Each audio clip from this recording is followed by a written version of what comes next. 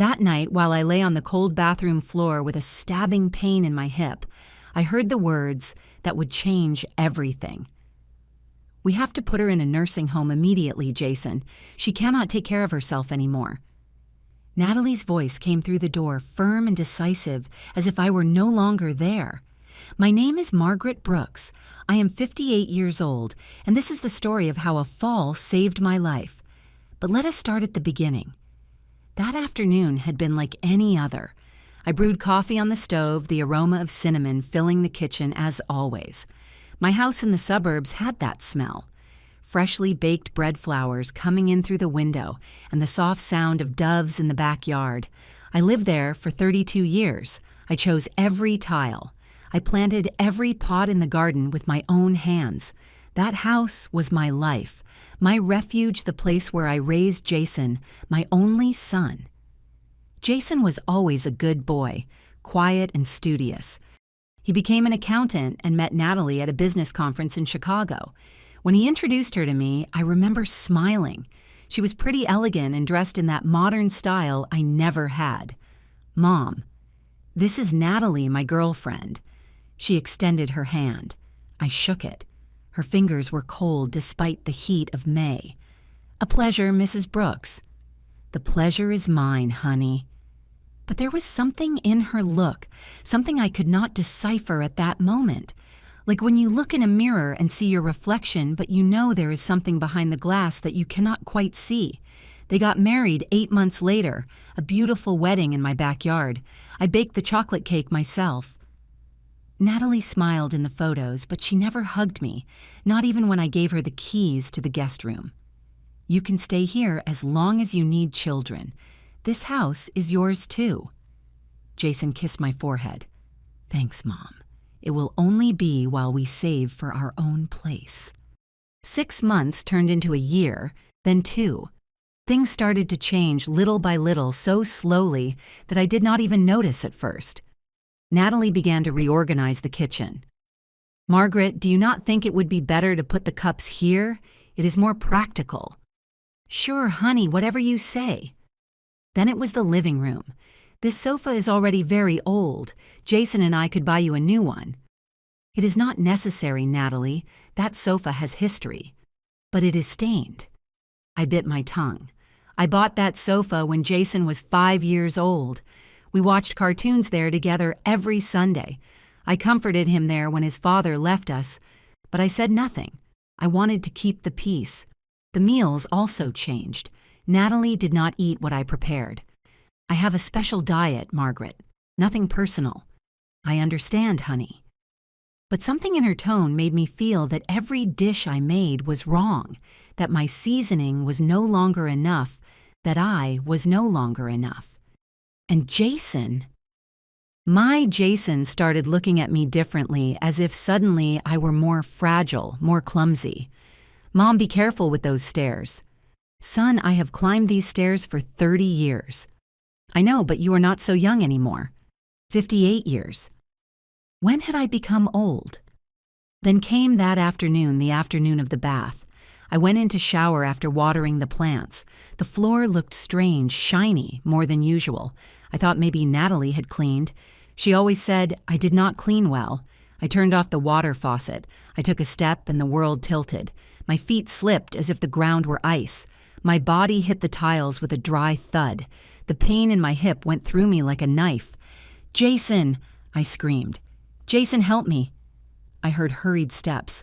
The door opened. "Mom!" What happened? My son lifted me carefully. I was trembling not from pain, but from fear, because something on that floor was not right. I slipped. "See Jason." Natalie's voice came from the hallway.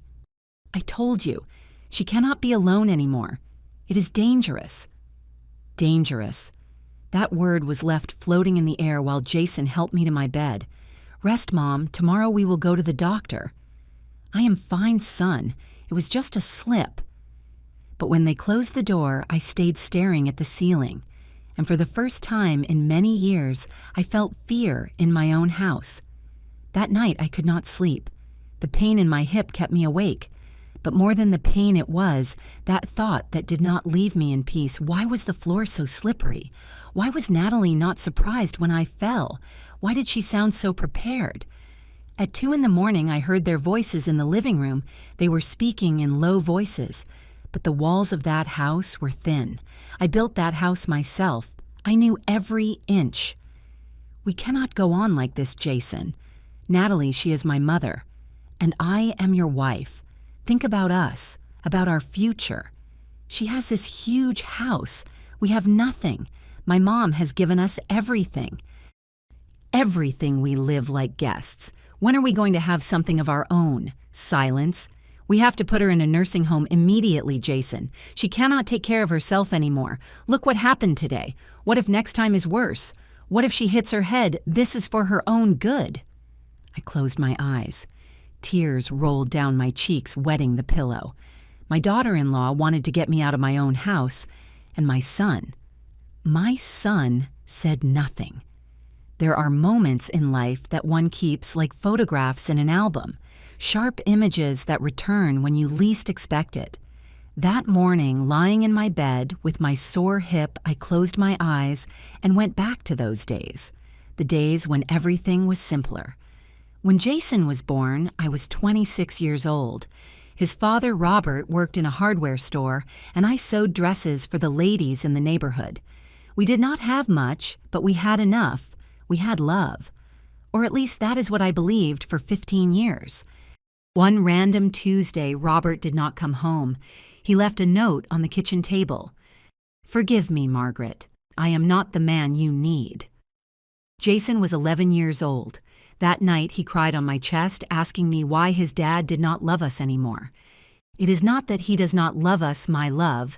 It is just that sometimes adults get lost, but you and I are never going to get lost. Do you promise me? I promise you, Mom. And he kept his promise. Jason was an exemplary son. He never disrespected me. He never lied to me. He got good grades. On Sundays, he helped me cook. Tired of sewing, he had already set the table. "I made grilled cheese, Mom, just how you like it." "Oh, my beautiful boy, what would I do without you?" "You are never going to be without me, Mom, I promise." I worked day and night so he could study. I sold dresses, embroidery cakes. When Jason entered the university to study accounting, I cried with pride. My son, the son of a seamstress in college. "This is for you, Mom, for everything you did for me." "No, my love, this is yours, your effort, your intelligence." And when he graduated with honors, I felt that everything had been worth it. Every sleepless night, every sacrifice, every dollar saved. Jason got a good job at an accounting firm. He started earning well. He gave me money every month. "Mom, you do not have to sew so much anymore. Rest." "Oh, son, I would not know what to do without my sewing machine." But I did rest a little. For the first time in years, I could sit on the patio in the afternoons without feeling guilty. I could water my plants calmly. I could bake bread just because I craved it, not because I had to sell it. The house stopped being just a roof. It became a home, a place of peace, until Natalie arrived. I remember the first time she came to visit us. Jason was nervous like I had never seen him. "Mom, I want you to meet someone very special." "A girlfriend?" I asked with excitement. "Yes. Her name is Natalie. She is incredible, Mom. She is smart, hardworking, ambitious." Ambitious? That word should have alerted me, but I only saw the happiness in my son's eyes. "I am very happy, my love. When are you bringing her?" "This Saturday. Can you make your pot roast? I want to impress her." "Of course, son. I will make the best roast of my life." And so it was. That Saturday, I got up at dawn prepping the meat, chopping the vegetables, stirring the pot carefully. A good roast takes time, takes patience, takes love, and I put all of that into it. When they arrived, I opened the door with a smile. Natalie was beautiful. Straight, shiny hair, flawless makeup. She wore a beige suit that looked expensive, very expensive. Her shoes had high, thin heels shoes that could never walk on the dirt of my garden. "Mrs. Brooks, what a pleasure to meet you," she said, extending her hand. I shook it. Her fingers were cold. I thought maybe it was from the car air conditioning. "The pleasure is mine, Natalie. Come in, come in. Dinner is ready."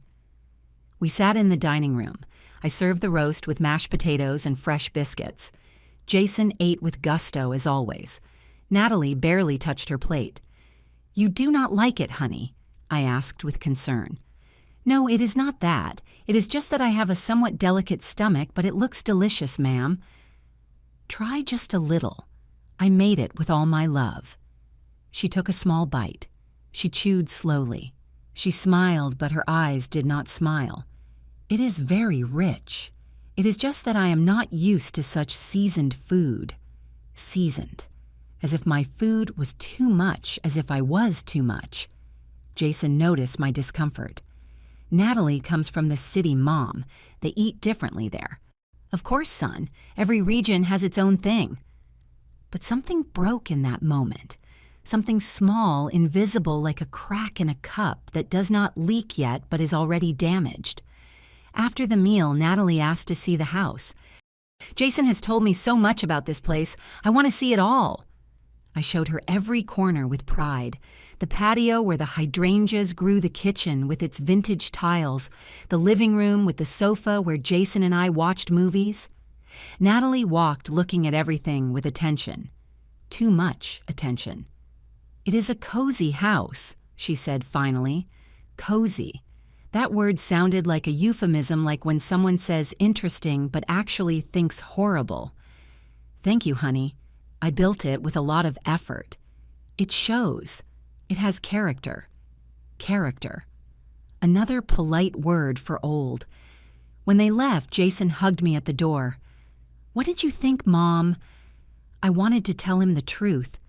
I wanted to tell him that something about that woman unsettled me, that her words were correct but her eyes were cold, that she smiled with her mouth but not with her soul.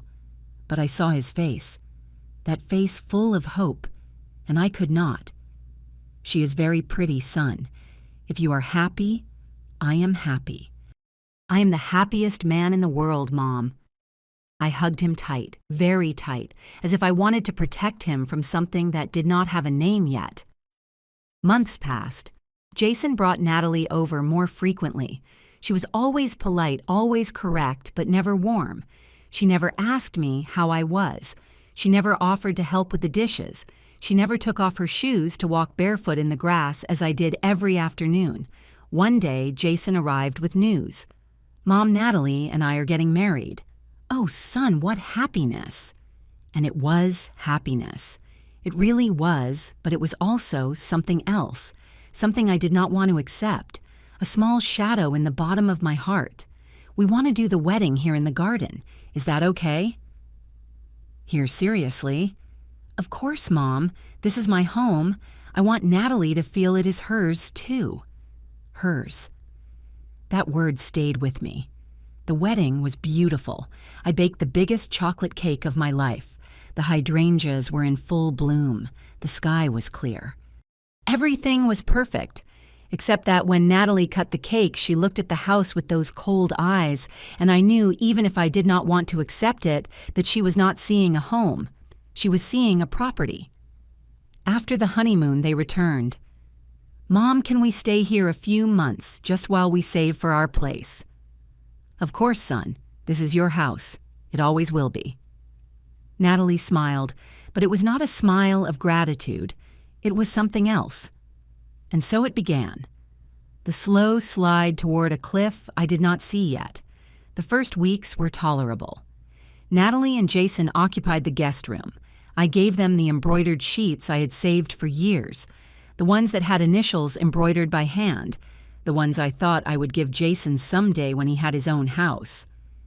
"Thanks, Margaret," said Natalie, taking them. "They are antiques. They are over 20 years old. I embroidered them myself. It shows." Again, that smile that did not reach her eyes. The first days I tried to include her in everything. In the meals, in the talks, in the house routine, I wanted her to feel part of the family. I wanted her to call me Mom as I had called my mother-in-law when Robert and I got married. But Natalie always kept that elegant distance, that invisible border she never invited me to cross. "Good morning, Margaret," she said every morning.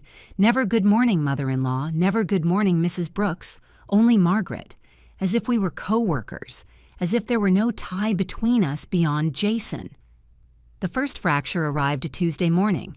I was in the kitchen making breakfast, scrambled eggs with bacon pancakes, hot coffee. The smell filled the whole house. It was Jason's favorite breakfast since he was a boy. Natalie appeared in the kitchen doorway. She wore yoga pants and a sports top. She had her hair up in a high ponytail. She looked perfect even just waking up. "Good morning, Margaret." "Good morning, honey. Breakfast is almost ready." "Oh, I am not going to eat that." I stopped with the spatula in the air. "No, you do not like eggs." "It is just that I am on a very strict diet. Low carb, no saturated fats. Besides, that bacon has too much sodium." I looked at my pan. The bacon sizzled. The eggs mixed with that yellow color that my son liked so much. "Well, I can make you something different. What would you like?" "Do not worry, I prepare my own protein shake." She took a bag with green powder out of the refrigerator, green like grass. She mixed it with water in a small blender she had brought from her honeymoon. The noise was shrill in the silent kitchen. "And what is that powder?" I asked with genuine curiosity. "It is spirulina chlorella vegetable protein. It is what I drink every morning." "Ah, it looks healthy." "It is. You should try it, Margaret. At your age, it is important to watch your diet." At your age, I was 58 years old. I was not an old woman, but the way she said it as if I were already with one foot in the grave. "I feel fine with my food, thanks." "For now, but cholesterol, blood pressure, all that comes later. It is better to prevent." Jason entered at that moment, fresh from the shower with damp hair. "Smells delicious, Mom. Your favorite breakfast, son." He sat at the table. I served him a generous plate. He ate with pleasure. Natalie sat next to him, drinking her green shake, watching Jason's plate as if it were poison. "My love, you should take care of yourself more," she told him. "That fat is not good for you." Jason laughed. "Nat, I have eaten this my whole life. I am perfectly fine. For now. But when we get to 60... Again that reference to age, as if reaching 60 were a disease. "My mom is 58 and she is healthy as an oak," said Jason, defending me. "Of course," replied Natalie with that smile. "But it never hurts to be careful." "Right, Margaret." "Right," I replied. But I did not return the smile. That same week, Natalie started reorganizing things. First, it was the pantry. I arrived at the kitchen and found all my cans and jars on the floor. "What happened here?" "Oh, Margaret, I am reorganizing. This was very disorganized.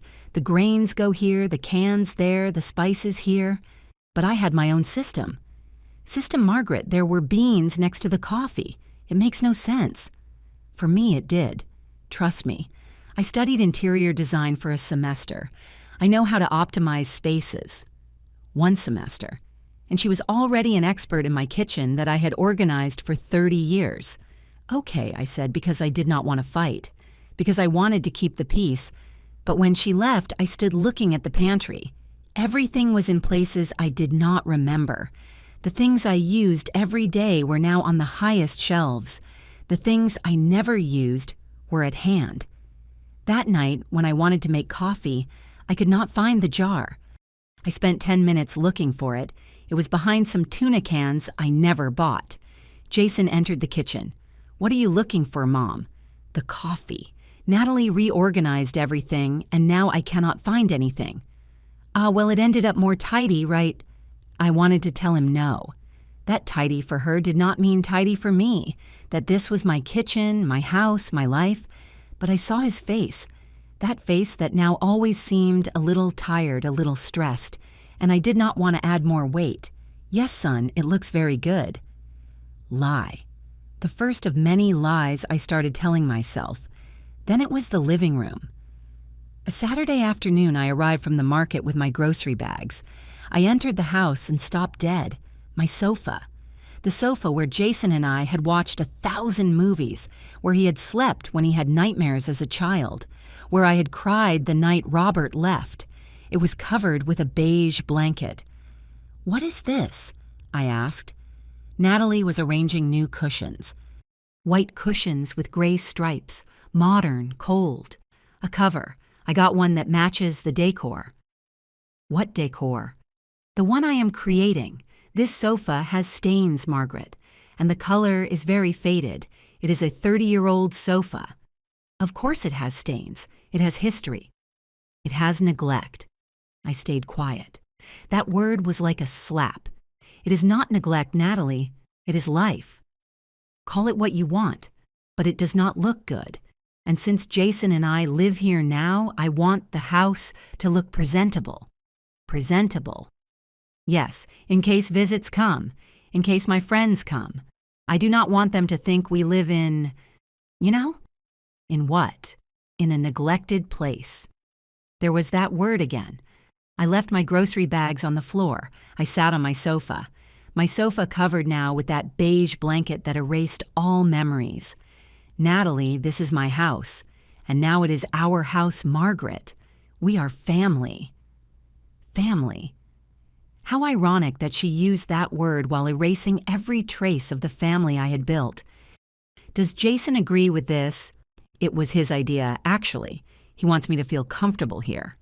Lie. It had to be a lie. My son would never do this to me without asking. But when Jason arrived that night from work, he looked at the living room and smiled. "It looks good, Nat. More modern. Right. Your mom is also happy with the change." He looked at me expecting confirmation. "Yes," I said. "It looks very good." Lie number 2. The following weeks were a succession of small changes, small invasions.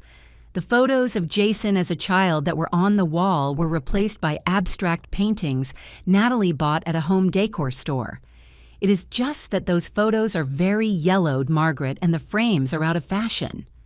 "But they are memories." "The memories are here," she said, pointing to her heart. "You do not need the photos on the wall." Easy for her to say. She had not raised a son alone. She had not worked 16 hours a day, so that boy in the photos could go to college. The patio pots were reorganized. "Margaret, this is very cluttered. I am going to create a more harmonic composition." "But every plant has its place. Now they will have a better place." My geraniums ended up in the shadiest corner. My hydrangeas were pruned without my permission. The rose bush I had planted when Jason was born was moved to a place where it got almost no sun. "Natalie, the rose bush needs direct sun." I studied landscaping in an online course. I know what I do. Online course versus 30 years of dirtying my hands with soil. But I said nothing because every time I opened my mouth, Jason seemed to get tense, as if I were the problematic one, as if I were the one causing conflicts. One afternoon, while watering the plants, my neighbor Rose peeked over the fence. "Margaret, are you okay?" "Yes, Rose. Why do you ask?" "It is just that I see you differently, like quieter." "I am fine. It is just that now I live with my daughter-in-law. One has to adapt." Rose frowned. "Is she the one who changed your whole patio?" "Yes, she wants it to look more harmonious." "It looked beautiful before. It had your touch, Margaret. Now it looks, I do not know, cold." Cold. Exactly what I felt but dared not say out loud. It is her house too now, Rose. It is your house, Margaret. You built it, you paid for it. Jason grew up here. That girl just arrived. She is my son's wife. I have to make her feel welcome. There is a difference between making her feel welcome and letting her erase you, my friend. I stood with the hose in my hand watching the water run over the plants that were no longer where I had put them. She is not erasing me, Rose. Are you sure? I did not answer because I was not sure of anything. That was the only space in the house Natalie had not improved yet. It still had my floral curtains, my old vanity with the stained mirror, my hand-knitted quilt. I took my rosary from the nightstand, the one my grandmother had given me for my first communion. I passed the beads between my fingers. "Dear God," I whispered, "give me patience, give me wisdom, help me keep the peace in my house." But a part of me, a small part I did not want to hear, told me something different. It told me that peace is not kept with silence, that sometimes peace is destroyed precisely because we keep silent too long. I closed my eyes. I tried to sleep, but sleep did not come because I was starting to feel something I had never felt in 30 years. I was starting to feel like a stranger in my own house. There is a difference between yielding and submitting. Yielding is choosing peace. Submitting is losing pieces of yourself until you no longer know who you were. I did not know it then, but I was doing it. Months passed like water through fingers. October, November, December. And with each month, my house looked less like my house and more like a place where I was barely a tenant. December arrived with its promises of parties, food, and family gatherings. It had always been my favorite month. Since Jason was a child, I decorated the whole house. The nativity scene occupied half the living room. I put lights in every window, baked ginger cookies that filled the house with that smell of cinnamon and cloves. "Mom, are you going to put up the nativity?" Jason asked every 1st of December. "Of course, my love. It is tradition." That year, when I took the boxes out of the attic, Natalie appeared. "What is all that?" "The Christmas decorations. We always decorate on the 1st of December." She looked at the boxes with that expression I already knew, that mix of polite disdain and silent superiority. "Margaret, those decorations are very old. The shepherds have peeling paint, the Virgin Mary is faded, the St. Joseph has glue everywhere. Because I have repaired them for 30 years. Each figure has a story. They have dust and decay." I opened the box and took out the baby Jesus, the ceramic figure I had bought the year Jason was born. It had a small crack on the little head that I had glued with so much care. "I bought this when Jason was born. I put it in his crib every Christmas Eve." Exactly my point. It is over 30 years old. Margaret, you cannot cling to the past all your life. Cling to the past, was that what I was doing? Or was I simply honoring my history? They are family traditions, Natalie. And we can create new traditions, more modern, more elegant. Jason entered carrying his briefcase. He came from work. "What is going on here?" "Your mom wants to put up that old nativity," said Natalie before I could speak. "I was telling her we could buy a new one, a minimalist, one of those modern ones you see in magazines." Jason looked at the nativity. I saw something in his eyes, something like nostalgia, but it lasted barely a second. "Nat is right, Mom. Maybe it is time to renew. We can keep the old one as a souvenir and buy a new one." "Keep, yes, in a box, so it does not deteriorate further." So he does not see it anymore, I thought. So he does not touch it anymore.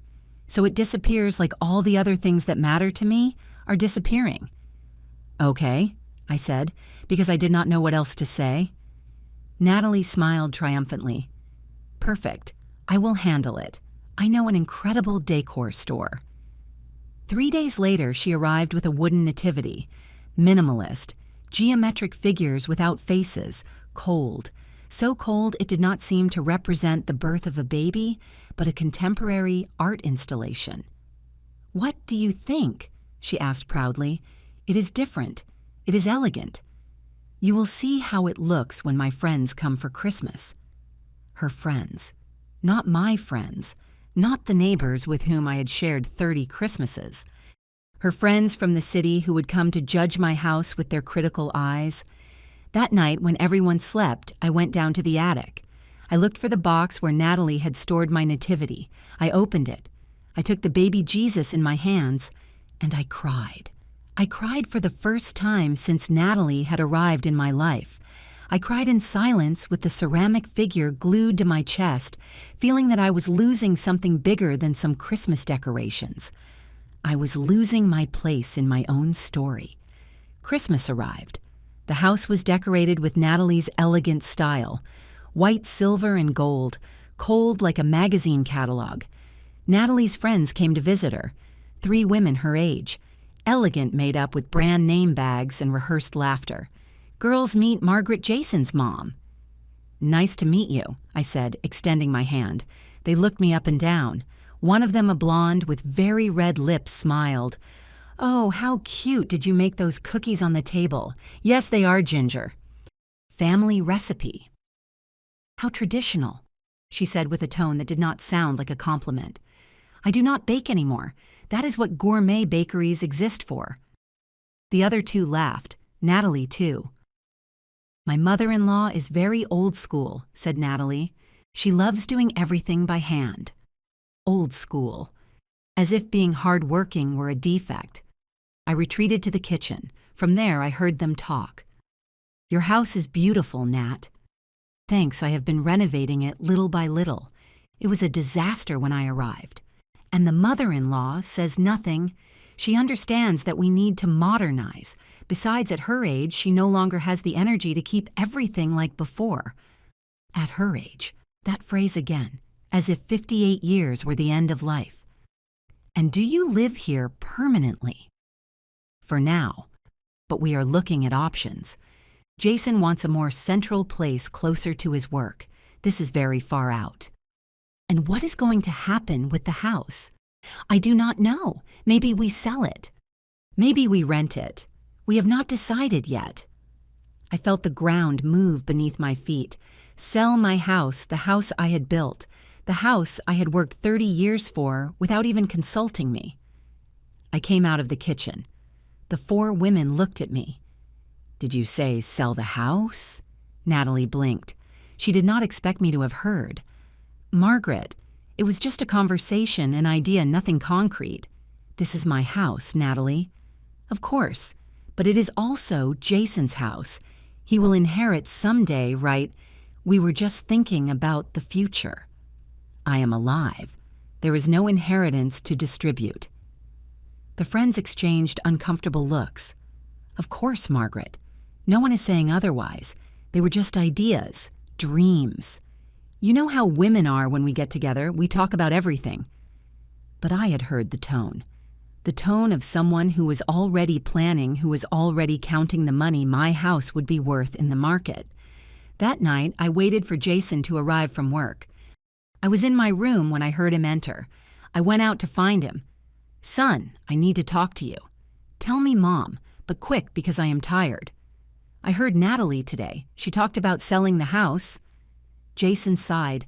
That sigh he now made every time I mentioned something related to Natalie. Mom, it is not a big deal. She was just chatting with her friends. But she spoke as if they had already decided. We have not decided anything. They are ideas, thoughts for the future. Jason, this is my house. I built it. I paid for it. I know, Mom. No one is taking your house. Then why do they talk about selling it? Because someday, Mom, someday I'm going to inherit it. And when that happens, Natalie and I will have to decide what to do with it. When that happens, as if my death were a pending procedure, as if I were already on the way out. I am 58 years old, Jason, not 68, not 78, 58. I can live another 30 years. I know, Mom, and I hope you live 100 years more. But you have to understand that Natalie and I also have plans, dreams. We cannot live here forever. No one is forcing you to live here. You asked me to stay a few months. It has been almost 2 years. Do you want to leave? No, son. I would never kick you out. But I also did not expect to start being treated like a nuisance in my own house. No one treats you like a nuisance. No, Natalie changed every corner of this house. My kitchen, my living room, my patio, even my Christmas nativity. And you allowed it. Without asking me, without consulting me, as if I no longer had a voice in my own home. Jason ran his hand through his hair. a gesture of frustration I knew since he was a child. "Mom, you are exaggerating. Natalie just wants the house to look good." And before it did not look good, 30 years of my life were not enough for it to look good. It is not that. Then what is it, Jason? Because I no longer understand what is happening. I no longer understand what place I occupy in this family. You are my mother. You are always going to be my mother. But I am no longer the owner of my house, right? I no longer have the right to decide how my living room looks, or what decorations to put up, or where my plants go, because now Natalie decides everything. She lives here too. And me, I do not count anymore. Silence. A silence so long and heavy I felt I was drowning. Finally, Jason spoke. "Mom, you are being unfair to Natalie. She has done a lot for this house, for this family." "What has she done? Tell me. What has she done that I have not done for 30 years? "She has brought modernity, order, elegance." Modernity, order, elegance. As if I had lived in chaos for 3 decades. "I understand," I said. "Understand what?" "That there is no longer a place for me here, or at least not for the person I am, for the old school, for the one who baked ginger cookies and had deteriorated nativities and cluttered plants. She does not fit here anymore, does she?" "Mom, do not put words in my mouth." "I am not putting them. I heard them today. Natalie told her friends that I was old school, as if it were something shameful, as if my way of living were a problem to be solved. She did not mean that." "Were you there? Did you hear them?" "No." "But then you do not know what she meant. I do, because I have heard that tone for almost 2 years, that tone that says poor Margaret's so old-fashioned, so out of place in her own house." Jason approached. He tried to take my hands. I pulled away. "Mom, please, I do not want to fight with you." "I do not want to fight either, son. But I also do not want to disappear. And that is what is happening. I am disappearing in my own house. And you are allowing it. That is not true. No, where are the photos from when you were a child? Where is my nativity? Where are my embroidered cushions? Where is the sofa where I rocked you when you had nightmares? Everything is covered, hidden, replaced, as if our history together was worth nothing." "You are still being dramatic, Mom. Dramatic." Now I was dramatic for defending what was mine. "You are right," I said. "I am dramatic. Forgive me." I turned around and walked toward my room. "Mom, wait." I closed the door. I sat on my bed. And again I cried in silence because I had just understood something terrible. My son was choosing, and he was not choosing me. The days after that conversation were strange. Jason avoided me. Natalie spoke to me with exaggerated politeness, as if I were a confused old woman who had to be treated with condescension. "Good morning, Margaret. Did you sleep well?" "Good morning." "Do you want me to make you something special for breakfast?" As if I had not prepared thousands of breakfasts in that kitchen. "No thanks, I can cook." "Of course you can. I just want to help. At your age, it is important not to get too tired." At your age, at your age, at your age. Those words became a hammer, hitting my self-esteem every morning. One afternoon, I decided to go out for a walk. I needed air. I needed distance from that house that no longer felt mine. I walked through the neighborhood. I passed my neighbors' houses.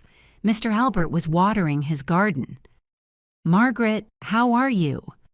"Good, Mr. Albert, and you?" "Here struggling with these rose bushes that do not want to bloom for me. Hey, I do not see your hydrangeas from the street anymore, before they peeked over the fence." They pruned them. They pruned them, but they were beautiful. My daughter-in-law thought they were very messy. Mr. Albert frowned. "Hydrangeas are like that, wild beautiful because they are free. If you prune them too much, they lose their essence." I stood looking at him. Was he talking about the plants or about me? "You are right, Mr. Albert." Margaret, forgive me for meddling where I am not called, but I see you differently, dimmed. I am fine. No, you are not fine. I have known you since you arrived in this neighborhood with baby Jason in arms. I saw you build that house with your own hands. I saw you raise that boy alone. You were always a strong woman, and now you look like a shadow. The tears came without permission. I do not know what is happening to me, Mr. Albert. I do know. You are erasing yourself to keep the peace, not to make waves. But Margaret, sometimes waves are necessary. Sometimes you have to shake the water so it does not rot. It is just that I do not want to lose my son, and you are losing yourself in the process. Is it worth it? I did not answer because I did not know the answer. I returned home when the sun was starting to set. I entered through the back door. I heard voices in the living room, Jason and Natalie. I cannot stand this anymore, my love. Your mom makes me feel like an invader.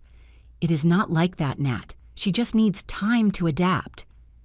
How much time? We have been here almost 2 years. 2 years, Jason. And I still feel that this house is hers, not ours. Technically, it is hers, but someday it will be yours. It will be ours. Why do we have to wait so long? Silence. What are you suggesting? I am not suggesting anything bad. I am just saying that your mom is aging.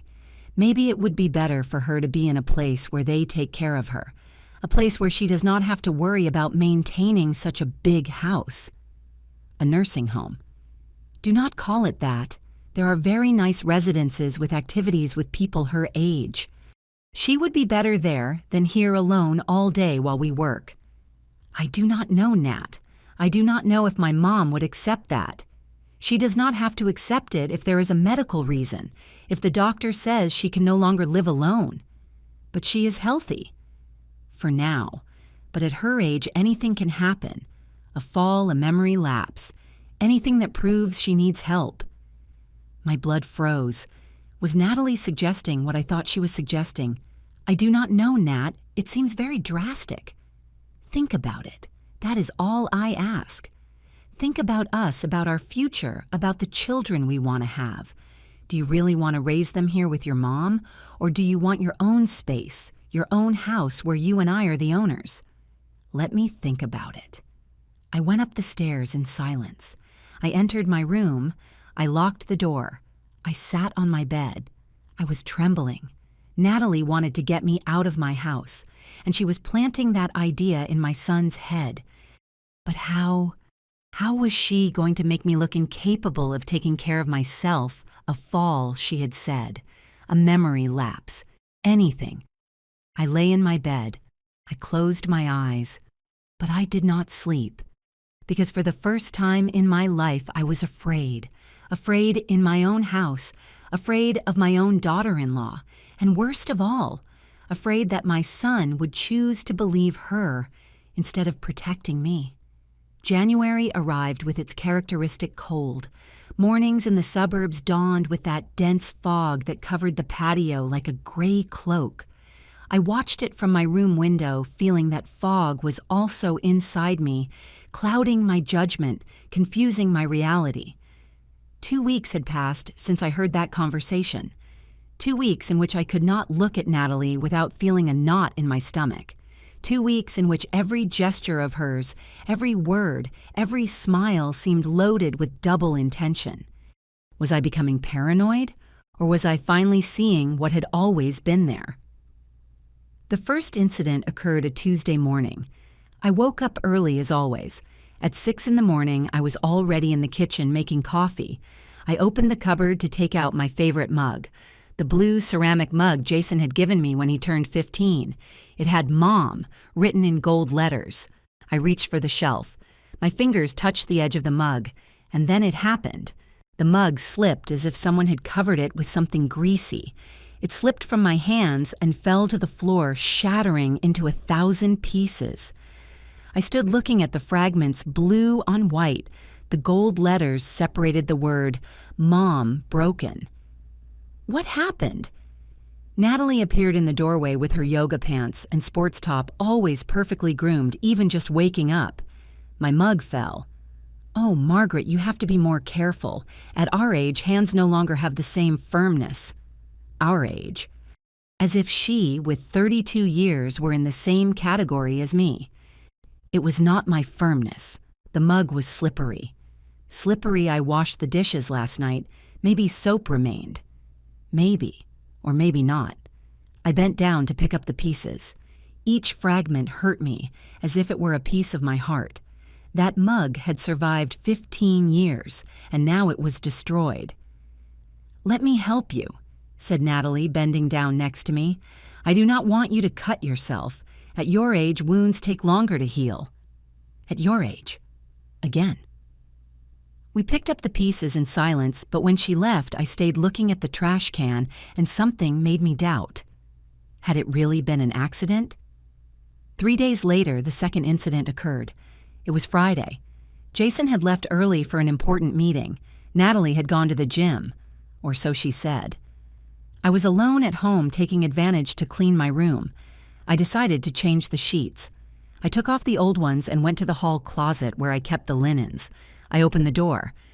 The sheets were on the top shelf, the highest one. Normally, I used a small stool to reach, but that day the stool was not where I always left it. I searched the whole house. Nothing. Finally, I found it. In Jason and Natalie's room, hidden in the closet as if someone had hidden it deliberately. I took it and returned to the hall closet. I climbed on the stool. I reached my arm toward the sheets. Just when my fingers touched the fabric, I felt the stool move. I wobbled. My arms flailed in the air, seeking balance. For a second, I thought I was going to fall, that my head would hit the floor, that it would be the end. But I managed to grab the door frame. My heart beat like a war drum. I got off the stool with trembling legs. When I checked the stool, I discovered why it had moved. One of the legs had oil, fresh oil as if someone had smeared it recently. "Who?" I whispered to the empty air. I cleaned the oil with a rag. I kept the stool in my room. And for the first time, I locked my door. The third incident was the one that opened my eyes. It was Sunday afternoon. Jason had gone to watch a football game with his friends. Natalie was in the living room watching a series on her laptop. I had gone out to the patio to water the plants. My geraniums were dying. The ones Natalie had moved to the shade. I tried to revive them, watering them more, talking to them as I always did. "Come on, my girls. Do not give up on me. I know you do not like that corner. I would not like it either." While I watered, I stepped on something soft under my shoe. I lifted my foot and looked. It was a lemon, a rotten lemon, smashed against the ground. I frowned. I did not have a lemon tree. I had never had one. Where had it come from? I looked around. There were more. 3 more lemons scattered along the stone path leading from the back door to the patio, strategically placed, as if someone had put them there so I would slip. A rotten lemon is slippery, especially when it is smashed. If I had stepped on one while carrying the hose with the wet ground, I would have fallen. I picked up the lemons with trembling hands. I put them in a plastic bag. I did not throw them in the trash. I kept them. I did not know why. But something told me they were evidence of something. That night, I could not eat dinner. The knot in my stomach was too big. Jason noticed my silence. "Are you okay, Mom? You have hardly eaten." "I am fine, son. Just a little tired. You should rest more. You are not 20 anymore." "I am not 20 years old, but I am not 80 either." I went up to my room early. I closed the door. I took out the bag with the lemons. I put them on my dresser and sat on the bed looking at them. An accident can be an accident. 2 accidents can be coincidence. But 3. 3 dangerous situations in less than 2 weeks. I got up and looked for my old notebook. The one where I wrote down recipes and errands. I opened a blank page and started writing. Tuesday, January 8th. Slippery mug. Broken. Friday, January 11th. Stool with oil on the leg. Almost fell. Sunday, January 13th. rotten lemons on the patio path. I looked at the list. 3 incidents, 3 situations where I could have seriously hurt myself. And then I remembered the conversation I had heard weeks ago. Natalie's voice saying, "A fall, a memory lapse, anything that proves she needs help." My blood froze. They were not accidents. They were attempts. The following days, I stayed alert, hyper-vigilant. I checked every surface before touching it. I watched every step I took. I ate nothing I had not prepared myself. Natalie noticed. "Margaret, you are very nervous lately. Is everything okay?" "Everything is fine. It is just that I see you different, more cautious, as if you were afraid of something." I am not afraid of anything. But I was afraid. Terror, in fact. Fear of falling, fear of getting hurt, fear of giving Natalie exactly what she was looking for, an excuse to declare me incompetent. One afternoon while Natalie was at the supermarket and Jason at work, I decided to search her room. I am not proud to admit it, but I needed to know. I needed to confirm if what I was thinking was real or if I was finally going crazy. I entered with my heart beating in my throat. The room was impeccable, bed perfectly made, not a garment out of place. So different from the warm and messy room Jason had when he lived alone with me. I opened Natalie's drawers. Perfectly folded clothes, lace underwear organized by color, socks rolled up like in organization magazines. I looked in the closet, aligned shoes, bags in their original boxes, everything with expensive brand tags. Then I saw a box on the highest shelf, a shoe box, but something about it caught my attention. It was dusty, as if they hadn't moved it in a long time. Rare in an obsessively tidy person like Natalie. I climbed on a chair. I brought the box down. I opened it. Inside there were no shoes. There were papers. Brochures for nursing homes, 5 different ones, all with marks and handwritten notes. Retirement home, $1,800 monthly. Golden Villa residence, includes 24/7 nursing. St. Francis home, accepts early dementia cases. Early dementia. I did not have dementia, neither early nor late. But there was that brochure, marked with red pen. Under the brochures were more papers, copies of legal documents. I did not understand much about laws, but I recognized some words. Succession, sole heir, will, my will. Natalie had a copy of my will. How, when had she gotten it? And underneath everything, what froze my blood? A handwritten list with Natalie's perfect handwriting. Approximate property value $450 Saudi dollars. Location developing zone. Assured appreciation. Land 3,500 square feet.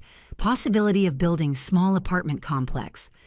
Jason's sole heir according to 2018 will. My house reduced to numbers, to dollars, to square feet. And at the bottom of the page, a note that broke my heart. Plan demonstrate progressive incapacity. 3 and 6 months. Consult lawyer about legal guardianship. My hands were shaking so much I almost dropped the papers. Legal guardianship. Progressive incapacity. Demonstrate. Natalie was planning to declare me incompetent so she could commit me, so Jason could take legal control of my house so they could sell it or do whatever they wanted with it. And I would be locked in a nursing home watching my life be auctioned to the highest bidder. I took my phone. I took a photo of every paper, every page, every note. My hands were shaking, but I managed to capture everything. I put everything back exactly as it was. I put the box down on the shelf. I left the room. I closed the door. I went to my room. I locked it. I sat on my bed. And for the first time in weeks, I did not cry because there was no room for tears anymore. Now there was only room for clarity, cold and hard clarity like steel. That night, the 3 of us ate dinner together as always. Natalie had prepared a salad with salmon. I ate in silence, observing her. I studied her like I had never studied her. Her gestures, her way of smiling her eyes that deviated every time she looked directly at me. "Did you like dinner, Margaret?" she asked, with that fake sweetness. It was very good, Natalie. Thanks. You are welcome. I am thinking maybe we should take turns cooking. Me Mondays, Wednesdays, and Fridays. You Tuesdays and Thursdays. Weekends we can order food, so you do not get so tired. So I do not get so tired. So I cook less. So I gradually give up more spaces until there is nothing left of me in this house. Sounds good to me, I said with a smile. I could play that game too. The next morning, I called my neighbor Rose. Rose, can you come? I need to talk to you. Sure, Margaret, I will be there in 10 minutes. When she arrived, I ushered her into my room. I closed the door. I showed her the photos on my phone. Rose looked at them in silence. Her face went from surprise to horror to indignation. Margaret, this is... I know. Does Jason know? I do not know. Maybe yes, maybe no. But either way, my daughter-in-law is planning to get me out of my house and is creating accidents to justify it. I told her everything. The mug, the stool, the lemons, every incident I had noted in my notebook. Rose took my hands. Margaret, this is serious, very serious. You cannot stay silent. I know. But if I tell Jason, will he believe me he is in love with her? He thinks she is perfect. And I am the bitter mother-in-law who does not accept his wife. You are not a bitter mother-in-law. You are a mother being attacked in her own house. I need proof, Rose. Real proof, not just photos of papers. I need Natalie to give herself away, for it to be clear what she is doing. And how are you going to achieve that? I do not know yet, but I am going to be alert. I am going to document everything. And when I have enough evidence, I am going to act. Rose nodded. I will be pending. Anything you need, you call me, at any hour. Do you hear me? I hear you. We hugged, and for the first time in months, I did not feel completely alone. The following days were a silent war. Natalie played her role of concerned daughter-in-law. She asked me how I had slept. She offered me help with everything. But I saw behind every gesture. I saw how she reorganized my kitchen, putting heavy things on high shelves. I saw how she cleaned the bathroom, leaving the floor strangely slippery.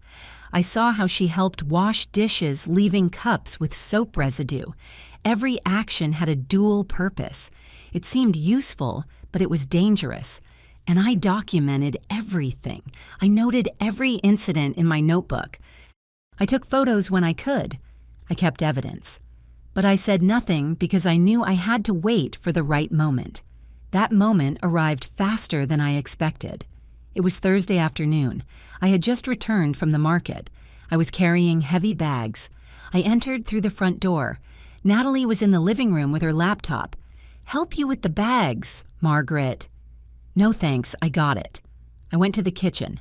I put the bags on the counter, and then I heard her voice from the living room. She was on the phone. Yes, Dr. Ramirez. Is it about my mother-in-law? Yes. Margaret Brooks, 58 years old. Lately, she has had several incidents. She drops things. She almost fell off a stool. She is very forgetful. Yes. I think we need a geriatric evaluation. Next week, perfect. No. She does not know I am calling. I prefer to surprise her. You know how seniors are. They never accept they need help. Yes. Thank you very much, doctor. I stood paralyzed behind the kitchen door. Natalie was scheduling a medical appointment for me without my consent, a geriatric evaluation to declare me incompetent. She was no longer planning. She was executing, and time was running out. Friday dawned cloudy. One of those days where the suburban sky turns lead gray and threatens rain but never rains. I took it as a sign, a warning from the universe that something was about to happen. I was not wrong. That morning, Jason left early for a conference downtown. He would be out all day. He told me while having breakfast with that haste that was now constant in him. Mom, I will not be back until night. If you need anything, call Natalie.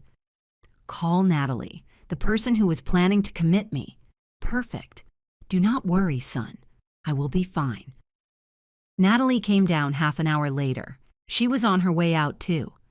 Margaret, I have a dentist appointment. I will be back in like 2 hours. Okay. Sure you will be okay alone. The way she said it, as if I were a child who cannot be left unsupervised. I have lived alone most of my life, Natalie. 2 hours are not going to kill me. Something shone in her eyes, something I did not know how to interpret at that moment.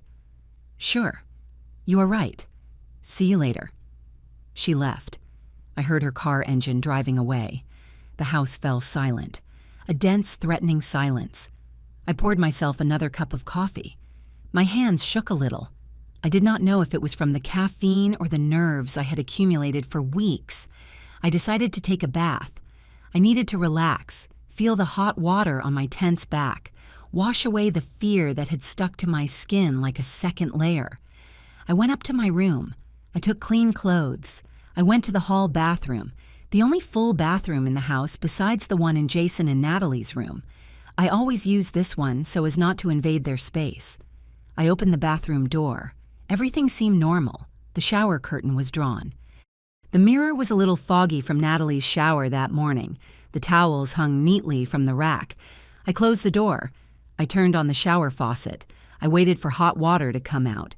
Steam began to fill the bathroom. I undressed. I got in the shower. The hot water was a balm. I closed my eyes. I let it run through my hair, down my face, down my shoulders. For a moment, just for a moment, I forgot everything else. I stayed there longer than planned. Maybe 20 minutes, maybe half an hour. I lost track of time under that stream of water that felt like a hug. Finally, I turned off the faucet. I pulled back the curtain. I stepped out, and I took a step on the bathroom floor. What happened next happened so fast my brain did not have time to process it. My feet slipped as if the floor were an ice rink, as if there were no friction whatsoever. Between my soles and the tiles, I tried to grab onto something. My hands desperately sought the wall, the sink, the curtain, anything. But it was too late. My body fell backward. My hip hit first, then my shoulder, then my head. The pain was instant electric, as if 1,000 needles had been stuck in me at the same time. I lay on the floor, naked, wet in pain, staring at the white bathroom ceiling while lights danced before my eyes. I tried to get up. I could not. My hips screamed, my shoulder throbbed, my head spun. "Help," I whispered. But there was no one home. I was alone, completely alone. I do not know how much time I spent there. 5 minutes, 10 an eternity. Finally, I managed to roll to one side. The pain was unbearable, but I endured it. I crawled toward the door. Every inch was agony. I managed to reach a towel. I covered myself as best I could. I sat with my back against the wall, panting, trembling, feeling my body had become one single big bruise. And then I saw it. The bathroom floor. Shiny, too shiny. It was not water. Water does not leave that texture. Water does not reflect light like that. It was something else. With a trembling hand, I touched the floor. My fingers covered in something greasy, viscous, slippery. Wax. The floor was covered in wax. Wax on a bathroom floor. Who puts wax on a bathroom floor where people shower? It was absurd, dangerous, intentional. I remembered Natalie's words that morning. "Sure you will be okay alone." It was not a question. It was a confirmation. She knew what was going to happen because she had planned it. I do not know how I managed to stand up. The human body is strange. In moments of crisis, it finds strength you did not know you had. I dressed with slow and painful movements. Every time I lifted my arm, my shoulder protested. Every time I bent my leg, my hip made me see stars. I went down the stairs clinging to the railing. Every step was a test. I reached the kitchen. I sat in a chair. I breathed deeply. I tried to think clearly despite the pain and fear. Natalie would be back soon. I had to act fast. I got up. I went to the hall bathroom again, this time careful not to step where I had fallen. I opened the cabinet under the sink. There were the cleaning products. And there, hidden behind the toilet cleaner, was the evidence. A can of floor wax, brand Extra Shine, for wood or ceramic floors, with a warning in red, Do not use on surfaces where there may be contact with water, extremely slippery. I took it. My hands shook so much I almost dropped it. This should not be here. I never bought floor wax. I had never used it. My house floor was tile. It did not need wax, and never ever would it occur to me to put wax in a bathroom. But someone had done it. Someone who wanted me to fall. Someone who needed me to get hurt to justify what she had been planning for months. I left the bathroom with the can in my hands. I went to my room. I hid it in the back of my closet behind boxes of old photos. Then I took out my phone. I took photos of the bathroom floor, the abnormal shine, the greasy texture, everything. Also took photos of my bruises. They were already appearing. A big one on the hip, another on the shoulder, a smaller one on the back of my head. Evidence. I needed evidence. I went down to the kitchen. I made myself a chamomile tea. My hands still shook. My whole body shook. And then I heard Natalie's car engine entering the driveway. Time was up. Natalie entered through the back door. She carried a grocery bag. Her face was a mask of normality. "I am back, Margaret. Everything okay?" I looked at her. Really looked at her, as if seeing her for the first time. "Everything okay?" I said. She put the bag on the counter. Her eyes scanned me, quickly, looking for something. "Did you shower? Is your hair wet?" "Yes, I took a shower." "And everything okay? You did not slip or anything?" There it was, the question she carried behind her teeth, the confirmation of what I already knew. "No, everything okay. I was careful." Something crossed her face, something like disappointment, but she recovered quickly. "That is good, because that floor can be slippery after showering. One has to be very careful." "Yes," I said, "one has to be very careful." We looked at each other. The air between us was charged with the unsaid, with the truth both knew but neither verbalized. "Does something hurt?" she asked suddenly. "You look uncomfortable." "I am fine." "Sure, because you are touching your hip." I had not realized. Unconsciously, I had brought my hand to where it hurt most. It hurts a little. Maybe I slept wrong. Or maybe you fell and do not want to tell me. Her voice sounded concerned, but her eyes were cold, calculating. "I did not fall, Natalie. Because if you fell, we should go to the doctor. A fall at your age can be serious. It could be a sign of something more grave, balance problems, vertigo, things that happen when one starts to age." There it was again. Age as a weapon. As justification. As a sentence. "I told you I am fine. But if you fall again, if it happens again, we would have to consider safer options for you. Safer options. Like a nursing home." "I am not going to fall again," I said. "I hope so, because you worry me, Margaret. Really. You are my husband's mom. You are family, and family takes care of each other." Family takes care of each other. What pretty words coming from such a poisonous mouth. That afternoon, Jason arrived exhausted from his conference. We ate dinner together, the three of us. Roasted chicken Natalie bought at the supermarket. I barely tasted a bite. The pain in my hip was constant, but I said nothing. "How was your day, Mom?" Jason asked. "Quiet. I showered, rested. Nothing special." Natalie looked at me over her glass of water.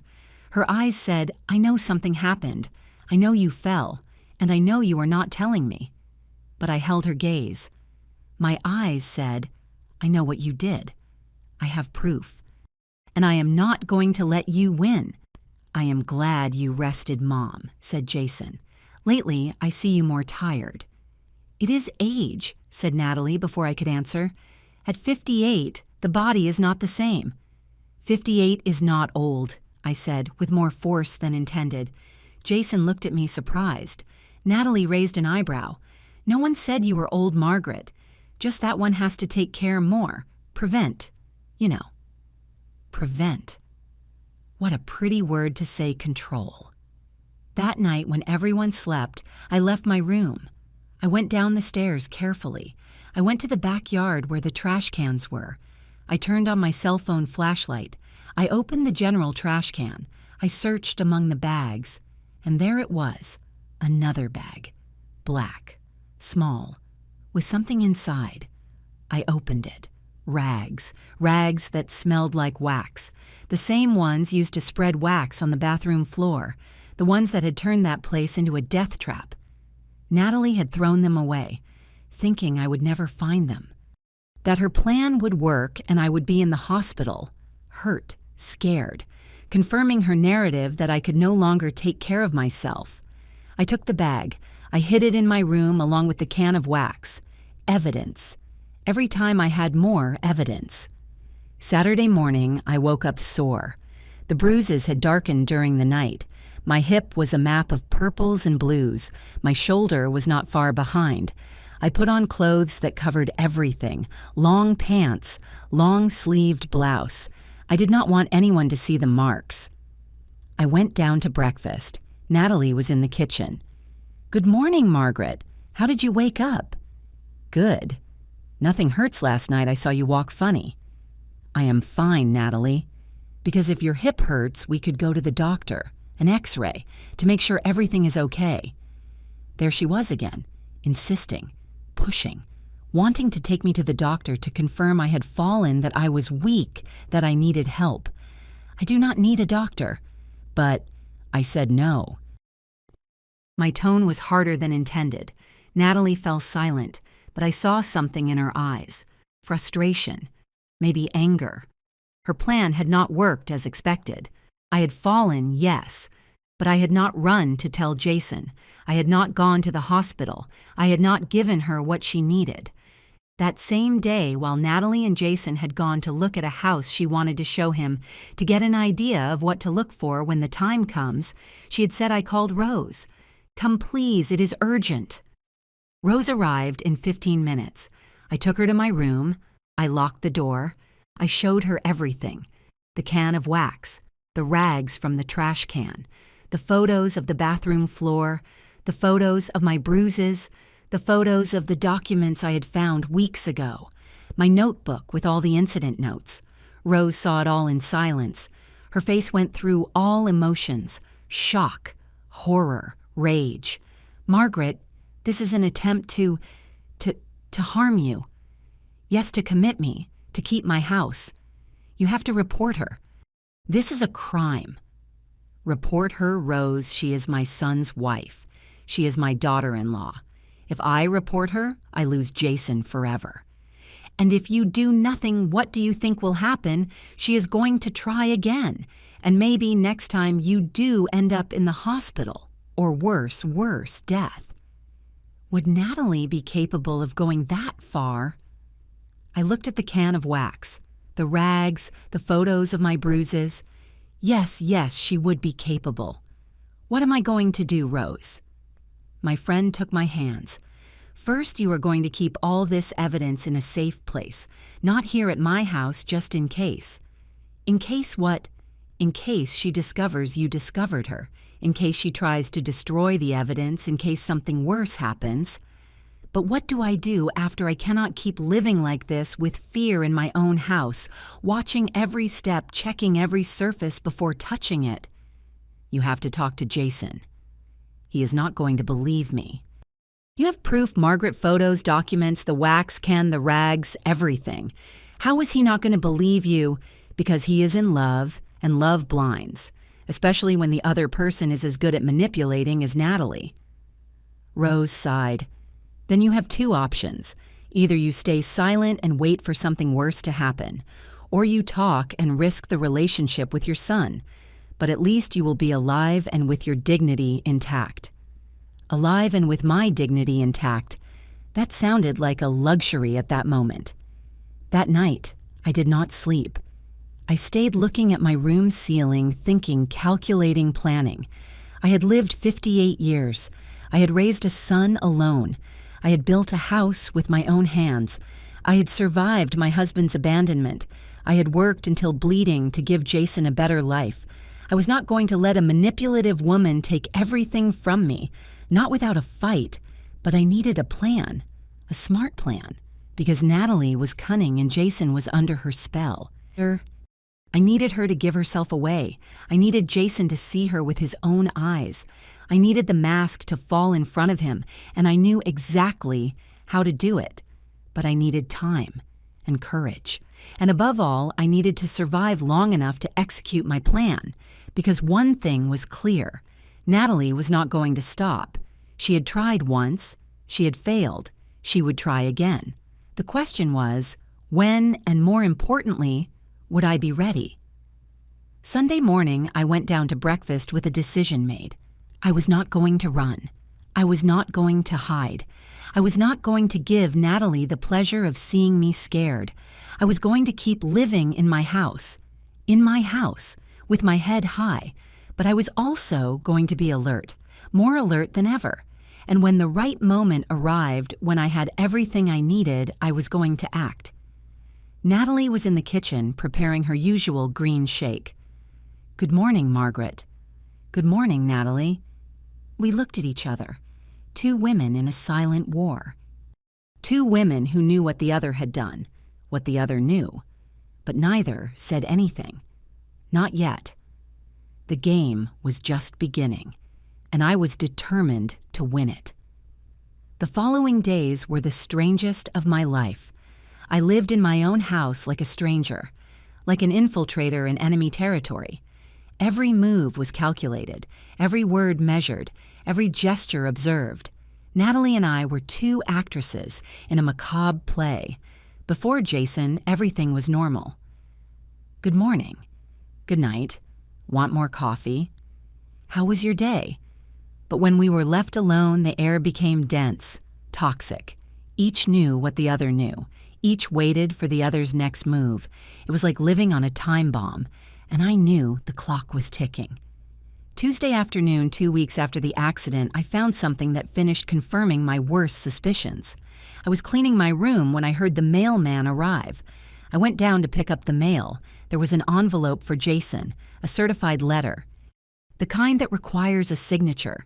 It was not my custom to open my son's mail, but something about that envelope unsettled me. The sender was a law firm, Lozano and Associates, lawyers. What did Jason need lawyers for? I went up to my room, I closed the door, and I did something I never thought I would do. I opened the envelope. Inside were legal documents, complicated words I barely understood, but some phrases jumped off the page like stabs. Interdiction procedure for alleged mental and physical incapacity. Margaret Brooks, age 58. Applicant Jason Brooks. Son and legal heir. Reason progressive cognitive deterioration. Episodes of disorientation. Frequent falls. Inability for self-care. The letters became blurry. Tears arrived without permission. My son, my own son, was initiating a legal process to declare me incompetent, to take away my freedom, my autonomy, my right to decide about my own life. I kept reading with trembling hands. If the interdiction proceeds, the applicant will be named legal guardian, having full powers over the person and assets of the interdicted, including decision on place of residence, medical care, and asset administration. Legal guardian. Jason would be my guardian as if I were a child, as if I had no capacity to make my own decisions. And the worst, what broke my heart into 1,000 pieces. Sworn statement of the applicant. My mother has shown worrying signs of deterioration in recent months. She forgets important things. She falls frequently. She does not recognize dangerous situations. As a responsible son, I consider that she can no longer live independently and requires specialized care in an institution suitable for her condition. Condition. As if I were sick. As if I were crazy. But what hurt most was the signature at the end. Jason's signature. My son had signed this. He had declared under oath that I was deteriorated, incapable, dangerous to myself. All lies. All invented. All orchestrated by Natalie. But Jason had signed it.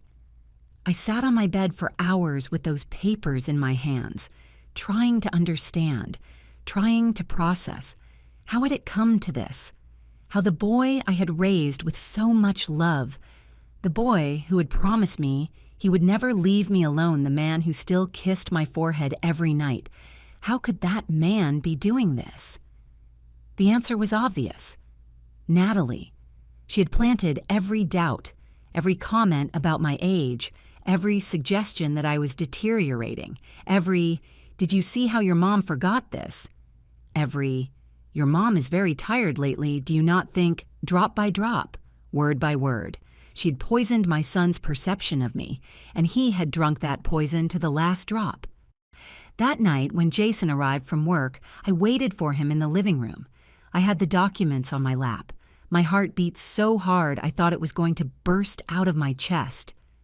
"Hi, Mom," he said with that tired smile that was now his permanent expression. "Jason, we need to talk." Something in my tone stopped him. He stood in front of me. "What is it?" I lifted the documents. "This is it." His face turned pale. He looked at the papers. Then he looked at me. "Mom, Are you going to declare me incompetent? Is that what you are going to do?" "It is not what you think." "No." "Then explain to me what it is. Because here, it says very clearly that you consider I have progressive cognitive deterioration, that I fall frequently, that I cannot take care of myself." "Mom, please." "Since when, Jason? Since when did you start seeing me as a burden, as a useless old woman who has to be locked up?" "It is not like that." His scream surprised me. Jason never shouted. Never. He ran his hands through his hair, that gesture of frustration I knew since he was a child. "It is not that I see you as a burden, Mom. It is that I am worried. Really worried." "Well, worried about what?" "Because I work in my garden. Because I cook. Because I live my life as I have lived for 30 years. Because of the falls, Mom. Because of the memory lapses." "What falls? What memory lapses?" "You fell in the bathroom 2 weeks ago, Natalie told me." There it was. Natalie, I did not fall. "Mom, please do not lie. Natalie said she saw your bruises when you were changing." Of course. Natalie had seen my bruises, the bruises she herself had caused with her wax trap. "Jason, listen to me well. I did not fall. Someone put wax on the bathroom floor, wax that made the floor so slippery it was impossible not to fall." "Wax? What are you talking about?" "I am talking about your wife trying to hurt me so she can declare me incompetent and keep this house." The silence that followed was deafening.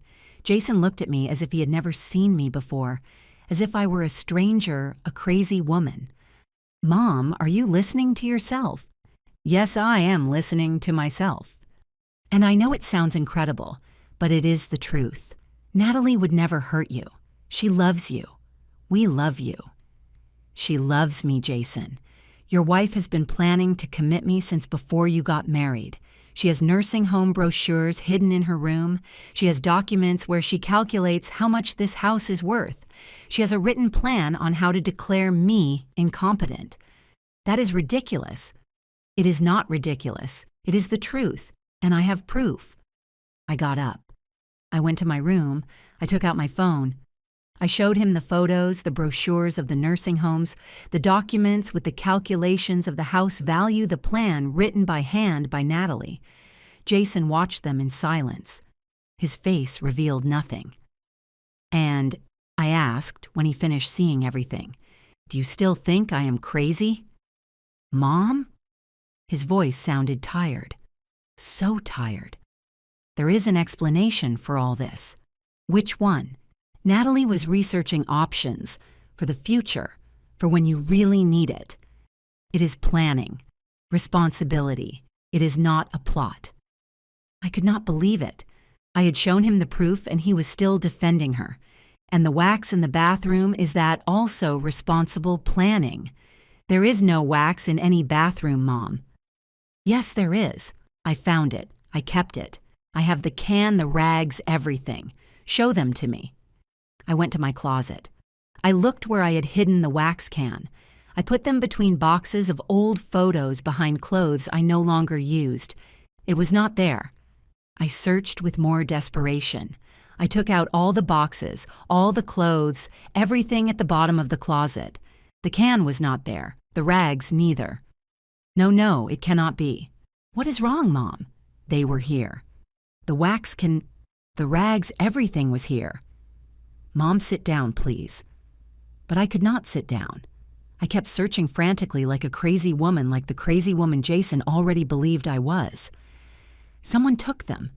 Someone entered my room and took them. Mom, no one entered your room. You are confused. I am not confused. They were here, I swear to you. My voice broke. Tears began to run down my cheeks. Jason approached, tried to hug me. I pulled away. Do not touch me. Mom, please calm down. Calm down? How do you want me to calm down when you are trying to lock me up? When your wife is trying to take everything I have? No one is trying to take anything from you. We just want the best for you. Lie. You want this house, and I am the obstacle you have to remove. Mom, enough. You are saying crazy things. Crazy things. There was that word, the word I had been waiting to hear. See, you are already starting to doubt my sanity. That is exactly what she wants. No one is doubting anything, but you have to admit that your behavior lately has been strange. Strange how paranoid, accusing Natalie of horrible things, inventing conspiracies, hiding things that later you say were stolen from you. Every word was a stab. I am not inventing anything. Mom, he sighed deeply, maybe you need help, professional help. Professional help. You mean a psychiatrist so he can declare me crazy and you can commit me more easily, so you feel better, so you stop living with this constant fear, with these ideas that torment you. They are not ideas, Jason, it is reality. Your reality, Mom, not the real reality. And there it was. The truth finally said out loud. My son believed I was crazy, that everything was in my head, that Natalie was the victim of my old age paranoia. At that moment, Natalie entered the living room. What is going on here? I heard you shouting from outside. Perfect timing, as always. Nothing, said Jason. Just a difficult conversation. Natalie looked at me. Her eyes were full of a concern so convincing that even I almost believed her. Margaret, are you okay? You look very upset. My voice trembled with rage. You did this. I did what Margaret. You took the wax can. You entered my room and took the evidence. What wax can I do not know what you are talking about? Yes, you know. The can you used to put wax on the bathroom floor, to make me fall. Natalie looked at Jason with genuine confusion. My love, what is she talking about? My mom thinks that you... He did not finish the sentence, as if it were too painful to say it out loud. That I what? That you put wax in the bathroom so she would fall. Natalie brought her hand to her mouth, her eyes filled with tears, tears perfectly acted. Why would I do something like that, Margaret? I love you. You are my husband's mom, the grandmother of the children we will have someday. Liar, I whispered. Margaret, I know things have been tense between us. I know maybe I am not the daughter-in-law you expected, but I would never hurt you. The mere idea breaks my heart. A tear rolled down her cheek, a single perfect tear. Jason approached her. He hugged her. There, my love. It is not your fault. My mom is going through something difficult. Maybe we should take her to a doctor, said Natalie between sobs. Someone who can help her. Because this is not normal, Jason. These accusations, this behavior, it scares me. It scares you. My voice sounded shrill, even to me. It scares you. I am the one who should be afraid. You are the ones planning to lock me up. Mom, please. No, I am not going to shut up. This is my house. My house. I built it. I paid for it. And I am not going to let you take it from me. "No one is taking anything from you," said Jason with a calm that terrified me more than any scream. "But if you keep like this, we are going to have to make difficult decisions. For your own good. For my own good. The most dangerous words in the world. If you try to commit me, I am going to fight. I am going to hire a lawyer. I am going to—" "With what money, Mom? Your pension barely covers your personal expenses." He was right. I lived on a modest pension. All my savings had gone into Jason's education, into the construction of this house, into maintaining it for 30 years. I had no money for lawyers. I had no money to fight, and they knew it. "So what?" I asked with a broken voice. "Are you going to lock me up against my will?" "If necessary, yes," said Jason. Those 3 words destroyed me more than everything else. My son, my own son, was willing to lock me up against my will. For a woman. For a house. For money. "I understand," I said finally. "I understand perfectly." I turned around. I went up the stairs. I entered my room. I closed the door. And I cried like I had not cried in years. Like I did not cry when Robert left me. Like I did not cry when I had to work 3 jobs to feed Jason. I cried because I had just lost my son, not to death, not to distance, to something worse, to manipulation, to greed, to betrayal. The following days were a silent hell. Jason barely spoke to me. Natalie treated me with a cloying condescension, as if I were a senile old woman who needed to be handled with care. "Good morning, Margaret. Did you sleep well? Did you take your vitamins?" I did not take vitamins. I had never taken them, but she kept asking, creating that narrative of the sick old woman who needs pills to function. One morning, I found my room rummaged. Not much. Just enough for me to notice. As if someone had been looking for something. The photos I had taken with my phone had also disappeared. Someone had entered my phone. I did not have a password. I never thought I would need it in my own house. And they had deleted everything. The brochures, the documents, the photos of the waxed floor, the photos of my bruises, everything deleted. I had no evidence of anything. It was my word against theirs, and no one was going to believe the paranoid old woman. A week after the confrontation, an official letter arrived. A summons from the Department of Health for a mandatory geriatric evaluation requested by my son within the framework of the guardianship procedure. I had to present myself in 3 days. If I did not, they could declare me in contempt and proceed with the guardianship anyway. I was trapped. If I went to the evaluation, surely they would find something, anything, a little normal forgetfulness due to age, a tremor in the hands due to nerves, anything they could use to declare me incompetent. If I did not go, they would declare me in contempt, and that would be even worse. There was no way out. That night, I went out to the patio. I needed air. I needed to think.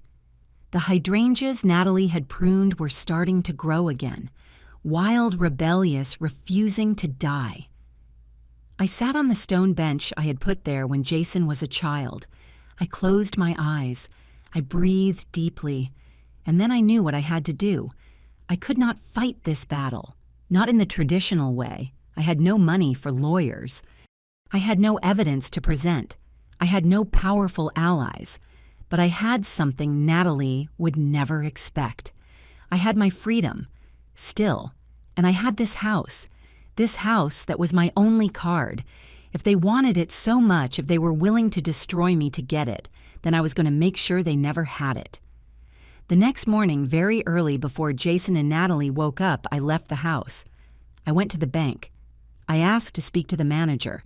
It was Mr. Henderson, the same man who had given me the loan to build this house 30 years ago. "Mrs. Brooks, what a pleasure to see you. How can I help you?" "Mr. Henderson, I need advice. I want to sell my house." His surprise was evident. "Sell your house, but Mrs. Brooks, that house is your life." "I know, that's exactly why I have to sell it, before they take it from me." I told him everything, not the gruesome details, only the essential. My daughter-in-law wanted the house. My son was initiating a guardianship process. I needed to sell it fast before I lost the legal capacity to do so. Mr. Henderson listened in silence. When I finished, he nodded gravely. I understand. Let me make some calls. I know someone who might be interested. But Mrs. Brooks, are you sure? Once you sell it, there is no turning back. I am sure. I prefer to sell it myself. Decide who I sell it to and start over somewhere else than allow them to snatch it from me while I am locked in a nursing home watching soap operas. And where would you go? To Chicago. I have a cousin there. She has offered to let me stay with her until I find a small apartment. With the money from the sale, I can live peacefully the rest of my life. My son made his decision. Now I make mine. Mr. Henderson made the necessary calls. By Friday of that week, he had an interested buyer, a young couple, teachers with 2 small children, the type of family I always imagined living in that house after me. The price was not the best in the market, but it was sufficient, and above all, it was fast. We signed the contract Saturday morning. In 5 days, the deed would be ready. I returned home that afternoon with a mix of relief and sadness. Relief because finally I had taken control of my situation. Sadness because this meant the end of an era. When I entered, Jason and Natalie were in the living room. "Where were you, Mom?" Jason asked with that tone of suspicion he now always used with me. "Running errands." "What kind of errands?" "Mine." Natalie and Jason exchanged looks. "Mom, we have to talk," said Jason. "We have nothing to talk about." "Yes, we do. Your evaluation is on Wednesday. We need you to go. It is important." "I will go. Do not worry." My tone was calm, too calm. That confused them. "You will go?" asked Natalie, unable to hide her surprise. "Yes, I will go to your evaluation. I will answer their questions. I will do whatever is necessary." Because by Wednesday, the house would already be sold. The money would already be in my account, and I would already have my bus ticket to Chicago. They could do all the evaluations they wanted on me. It no longer mattered, because the only thing they wanted, the only thing for which they were willing to betray me, was no longer going to be theirs. The following 5 days were the strangest of my life. I lived in my house, knowing it was no longer mine. I walked through its hallways, saying goodbye in silence to every corner, every tile, every crack in the wall that told a story. But I did not cry. I did not allow myself the luxury of tears because tears were weakness, and I needed to be strong, stronger than I had ever been. Sunday morning, while Jason and Natalie slept, I started packing slowly, silently. I did not want them to realize what I was doing. I took out my old suitcase, the same suitcase with which I had arrived at this house 32 years ago. It was dusty but sturdy like me. What do you take when you leave your whole life behind? Clothes, the essential 3 blouses, 2 pants, a dress, underwear, comfortable shoes, documents, my birth certificate, my ID, my vaccination card, social security papers, the will that now no longer mattered because there would be nothing to inherit photographs, not all just the most important ones. Jason as a baby, Jason at his graduation, Jason and I in front of this house the day we finished building it, my mother, my grandmother, the people who had formed me. I left the photos of Jason with Natalie, those no longer belonged to me, and my rosary, my grandmother's rosary, the one I had prayed 1,000 times in moments of anguish, the one I now needed more than ever. The suitcase was not even half full. 68 years of life fit in half a suitcase. How sad and how liberating at the same time. On Monday, Mr. Henderson called. "Mrs. Brooks, everything is ready. The couple is very excited. They have seen the house from the outside and they love it. The money is deposited in a special bank account until they sign the deeds on Friday. Are you sure about this?" "More sure than ever, Mr. Henderson." "Does your son know?" "No, and he is not going to know until it is too late to stop it." "Mrs. Brooks, I understand your situation, but Jason is your son. Should you not talk?" "I already tried to talk. He chose not to listen to me now. I choose to protect the little I have left my dignity, my freedom, my right to decide about my own life." Mr. Henderson sighed. "You are a very brave woman, Mrs. Brooks." "I am not brave, Mr. Henderson. I am a woman who has nothing left to lose, and that makes me dangerous." That afternoon, while Natalie was at the gym and Jason at work, I walked through the house. I touched the walls I had painted. I remembered the day I chose that shade of pale yellow. Jason was 10 years old. He told me, "Mom, it looks like the sun lives in our house." I ran my fingers over the dining table, the table where we had eaten thousands of times, where Jason had done his homework, while I sewed, where we had celebrated every birthday, every Christmas, every small triumph. I went out to the patio. My hydrangeas greeted me with their fuchsia flowers, the ones Natalie had pruned, but that had refused to die, the ones that now grew stronger, wilder, more beautiful than before. "Forgive me," I whispered to them. "I know I am leaving you, but you are strong. You will survive without me, just as I will survive without you." The rose bush I had planted when Jason was born was in a corner, tall, proud, full of thick branches. "Take care of this house," I told it. "The new family is going to love you. They have children. They are going to play in this patio. Like Jason played, they are going to laugh. They are going to grow. Give them what you gave me for 30 years. Give them your shade, your presence, your testimony that it is worth putting down roots." I sat on the stone bench, the same one where I had sat 1,000 times sometimes, with coffee, sometimes with tears, sometimes only with silence. "Thank you," I said to the house in a low voice. "Thank you for being my refuge, my fortress, my home. I am sorry this has to end like this, but I prefer to leave you with dignity than let them turn you into a battlefield." A soft breeze moved the hydrangeas, as if the house were answering me, as if it were giving me its blessing. On Tuesday, Rose came to visit me. I had told her everything over the phone. "Margaret, this is crazy," she said, sitting in my living room. "Are you really going to leave everything?" "I am not leaving everything, Rose. I am taking the most important thing, my freedom. And Jason and your grandchild that you will have someday, are you not going to know him?" That question hurt me more than I expected. If Jason wants me to know my grandchildren, he will know where to find me. I'm going to leave him a letter with my new address with my cousin's phone number. If he really wants me in his life, he will look for me. And if he does not, then I will have confirmed what I already suspect, that I lost my son a long time ago, and that what remains of him is no longer the boy I raised. Rose had tears in her eyes. "I am going to miss you, friend. And I you. But this is not a goodbye forever. Chicago is not that far. You will come visit me." "I will come visit you, only you will no longer live in this house. You will no longer be the neighbor next door. You will be the friend who had to leave to save herself."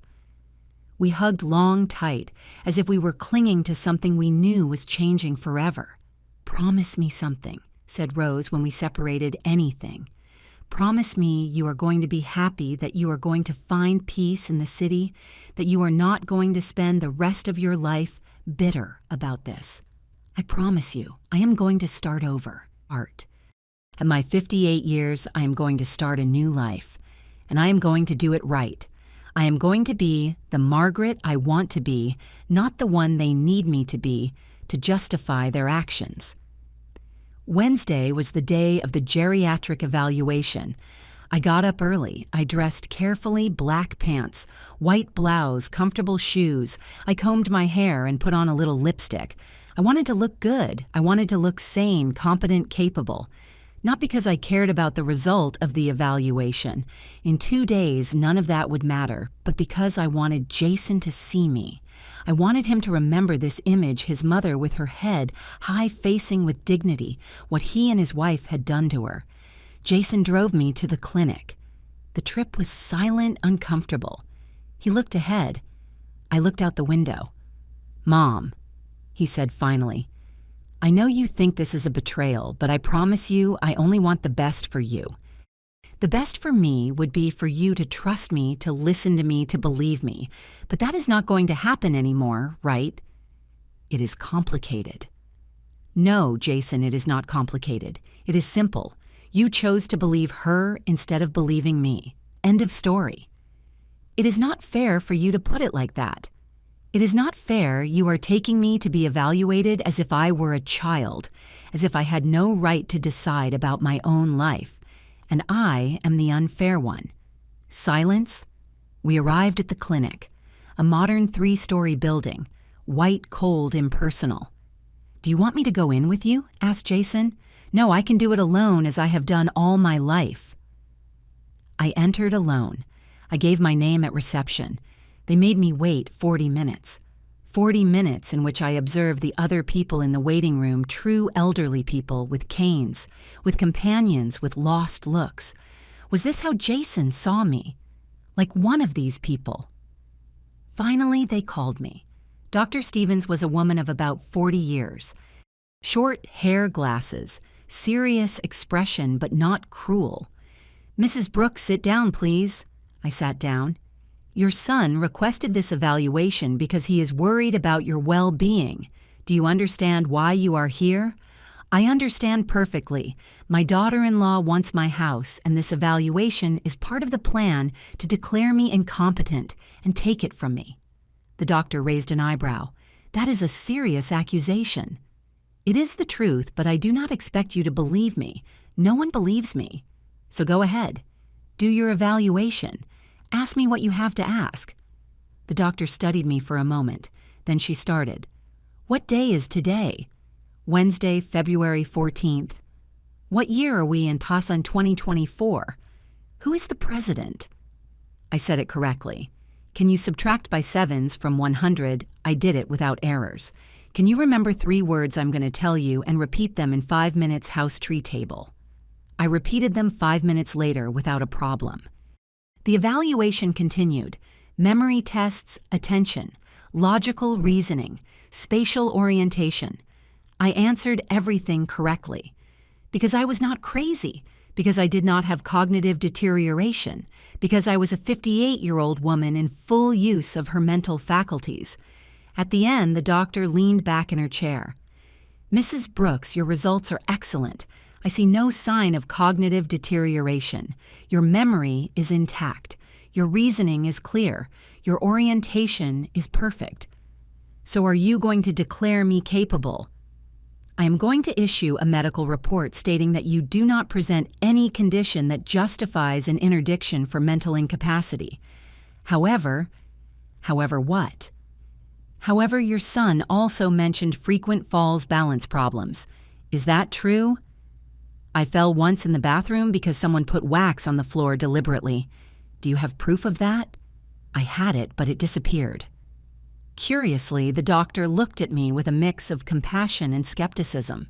Mrs. Brooks, I am going to be honest with you. Your mental health is excellent, but the accusations you are making against your daughter-in-law are worrying. Worrying because they are false, or worrying because they are true. Worrying because if they are false, they suggest a level of paranoia that should be treated. And if they are true, then you are in a very serious family abuse situation. Option number 2. Do you have evidence? I had it not anymore. Do you have witnesses? A neighbor. But who is going to believe a gossipy neighbor against the word of a concerned daughter-in-law? The doctor sighed. My medical report is going to be favorable for you. There is no basis to declare you incompetent, but I cannot help you with the family situation. That is out of my reach. I know, and I thank you for your honesty. What are you going to do? What I should have done from the beginning. Take control of my life. Get out of that situation. Start over. Do you have somewhere to go? Yes. Do you have resources? I will have them. Soon. The doctor wrote something in her notebook. Then she handed me a paper. These are numbers of organizations that help seniors in situations of family abuse in case you need them. I took the paper, folded it, and put it in my purse. Thank you, doctor. Take care, Mrs. Brooks, and good luck. You are going to need it. I left the clinic with the medical report in hand. Jason was waiting for me in the car. How did it go? Good. The doctor says I am perfectly healthy, mentally and cognitively. I saw something cross his face. Relief, disappointment, I was not sure. I am glad, Mom. Really, of course. I never wanted you to be bad. You just wanted my house. Mom, please do not start again. The trip back was even more silent than the way there. Thursday, I woke up knowing it was my last full day in this house. Tomorrow, Mr. Henderson would come with the notary. We would sign the deeds. The money would be transferred to my account.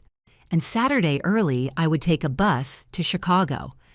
I spent the day doing the things I had always done. I watered the plants, brewed coffee, swept the patio.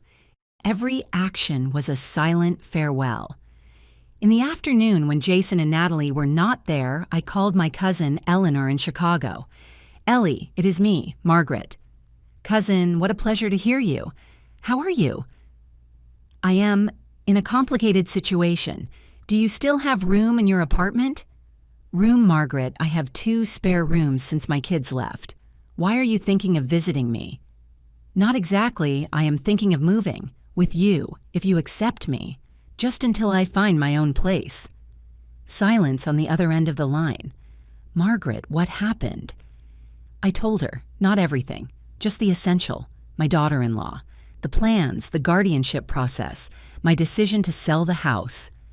Oh, cousin, I'm so sorry. Of course you can come, whenever you want. My house is your house. I arrive Saturday, if it is not too much trouble. Saturday. But that is in 2 days. I know, it is just that I need to get out of here fast, before they realize and try to stop me. I understand, it is okay. I will wait for you Saturday. Send me your arrival time and I will pick you up at the station. Thanks, Ellie. You do not know how much this means to me. We are family, Margaret, real family, the one that supports, not the one that betrays. That night, we had dinner together for the last time. Although they did not know it, Natalie had prepared pasta, something simple. I ate in silence watching them. Jason seemed tired. He had dark circles under his eyes.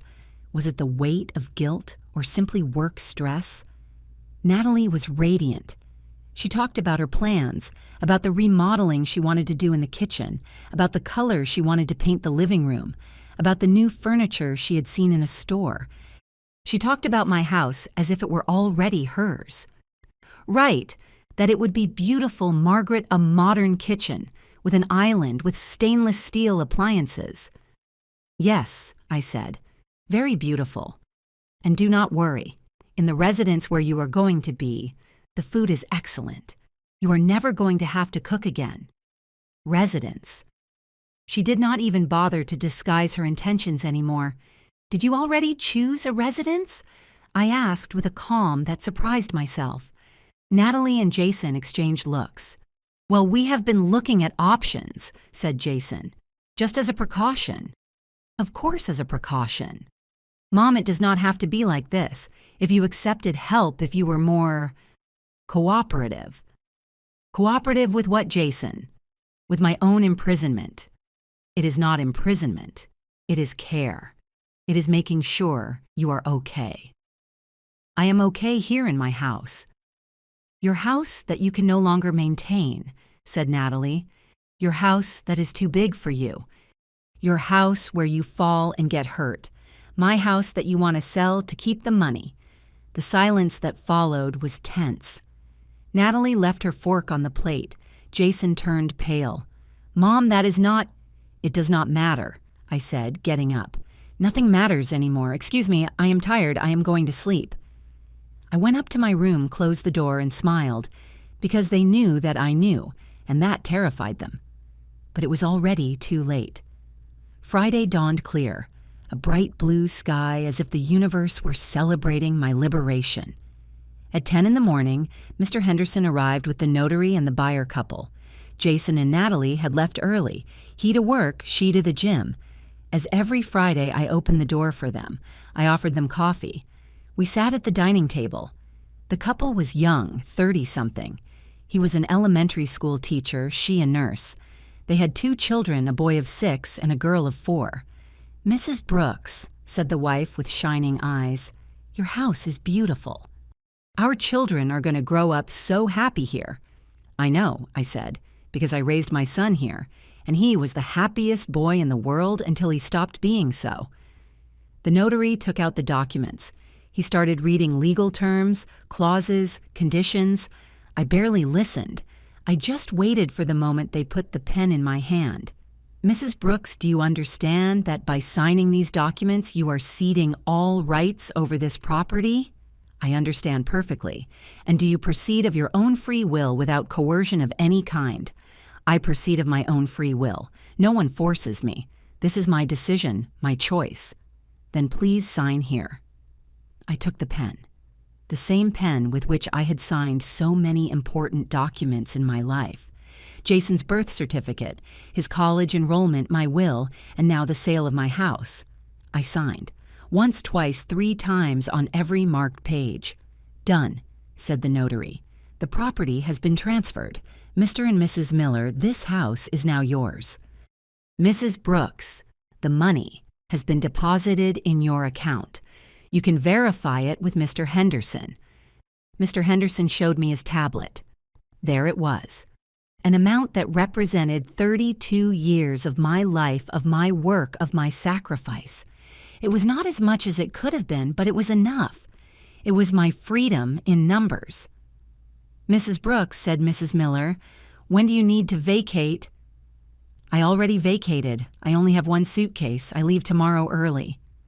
"Tomorrow, but you can stay longer if you need. A week. 2. Whatever you need." "No, thanks. But no, it is better this way, a clean break, like ripping off a Band-Aid. Fast.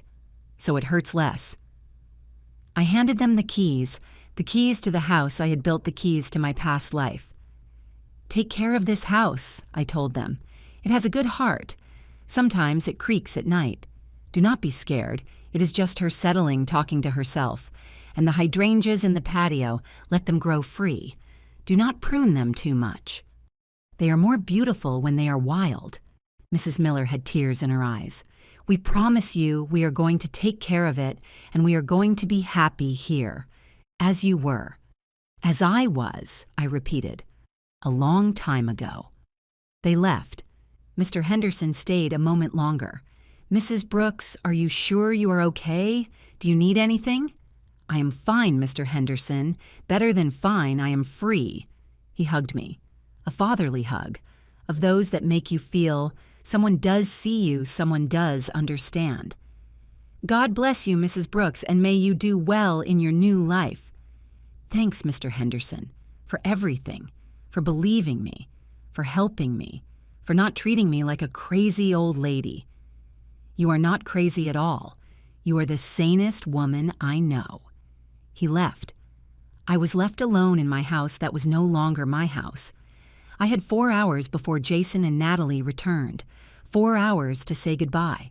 I toured every room, slowly touching the walls, remembering Jason's room where I had rocked him as a baby, where I had cared for him when he was sick, where I had read with him before sleeping, my room where I had cried when Robert left me, where I had prayed for strength every night, where I had dreamed of the future that never came, the bathroom where I had almost killed myself, or where they had almost killed me, the kitchen where I had cooked 1,000 meals, where I had baked birthday cakes, where I had brewed coffee every morning for 3 decades, the living room where Jason and I had watched movies, where we had laughed, where we had been a family, and finally the patio. I sat on the stone bench for the last time. The hydrangeas surrounded me. The rose bush watched me from its corner. "Goodbye," I whispered. "Thanks for everything. Forgive me for leaving you, but you are going to be okay. The new owners are going to love you. They are going to take care of you. They are going to understand that you are more than plants. You are witnesses. You are memory. You are life." The wind blew softly. The hydrangeas moved as if saying goodbye. At 3 in the afternoon, I wrote 2 letters. The first was for Jason. Son, when you read this, I will no longer be here. Not in this house. Maybe not in your life either. That will depend on you. I sold the house. Yes, the house you wanted so much. The house for which you were willing to declare me incompetent. The house for which you betrayed your mother. I sold it because I prefer to let it go with dignity than let them snatch it from me. Because that house was my life, my work, my sweat, my sacrifice. And I was not going to allow it to become your wife's prize for destroying me. The money is safe in an account in my name. I will use it to start over. Far from here, far from you. Do not look for me. Unless you really want to find me. Unless you are willing to admit what your wife did, what you allowed her to do. I love you, Jason. I have always loved you. I will always love you. But that love is no longer enough to allow you to destroy me. I was your mother. I was a good one. For 35 years, I gave you everything I had, my time, my energy, my whole life. Now I need to give myself something. I need to recover what I lost trying to please you. If someday you wake up, if someday you see Natalie clearly, if someday you realize what you lost, here is my cousin's address in Chicago. There I will be, waiting. Not forever, but for a while. Until then, take care, and may God forgive you, because I still cannot. Your mother, Margaret. The second letter was shorter. It was for Natalie. Natalie, you won, but not the way you expected. You wanted the house. The house no longer exists. For you. You wanted to lock me up. I locked myself up. But on my own terms. You wanted to erase me, and you succeeded. From your life. From Jason's life. From this house. But you could not erase one thing. The truth. I know what you did. And although no one else believes me, although I have no proof, although they call me crazy, I know the truth. And you, too. And that truth is going to live between you and your husband, like a ghost. Every time you walk through the patio where my plants were, every time you see the space where my sofa was, every time you cook in the kitchen that was mine, you are going to remember. You are going to remember what you had to do to get this. And that memory is going to be my revenge. I do not need more. Margaret. I left both letters on the dining table where they could not miss them. At 5 in the afternoon, I took my suitcase. I gave one last look at the house. Goodbye, my love, I told it. You were a good home. You were my refuge. You were my life. And although I leave a part of me, will always live in these walls, in these floors, in this patio. Because that is what happens when you truly love a place. You fill it with your spirit. And that spirit never leaves, never dies, never disappears. So even if Natalie thinks she won, even if she stays here, even if she changes every corner, I am going to still be here in the echo, in the memories, in the shadows. And that they will never be able to take from me. I went out the back door, closed it without looking back because looking back was becoming a pillar of salt, and I needed to keep moving forward. I walked 3 blocks to Rose's house. She had offered to let me stay that night so I would not have to face Jason and Natalie. "Ready?" she asked when she opened the door. "Ready." That night, I slept in Rose's guest room. I did not sleep much, but when I finally closed my eyes, I did not have nightmares. For the first time in months, I slept in peace. Saturday at 6 in the morning, Rose took me to the bus station. The sun was just rising. The suburbs were waking up slowly. The streets were almost empty. The fresh February air filled my lungs with a clarity I had not felt in months. "Sure you do not want me to accompany you?" asked Rose for the 3rd time.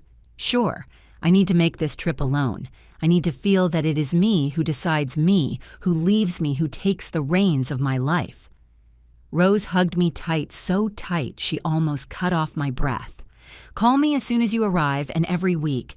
And if you need anything, whatever it is, I take a bus and go there. Do you hear me?"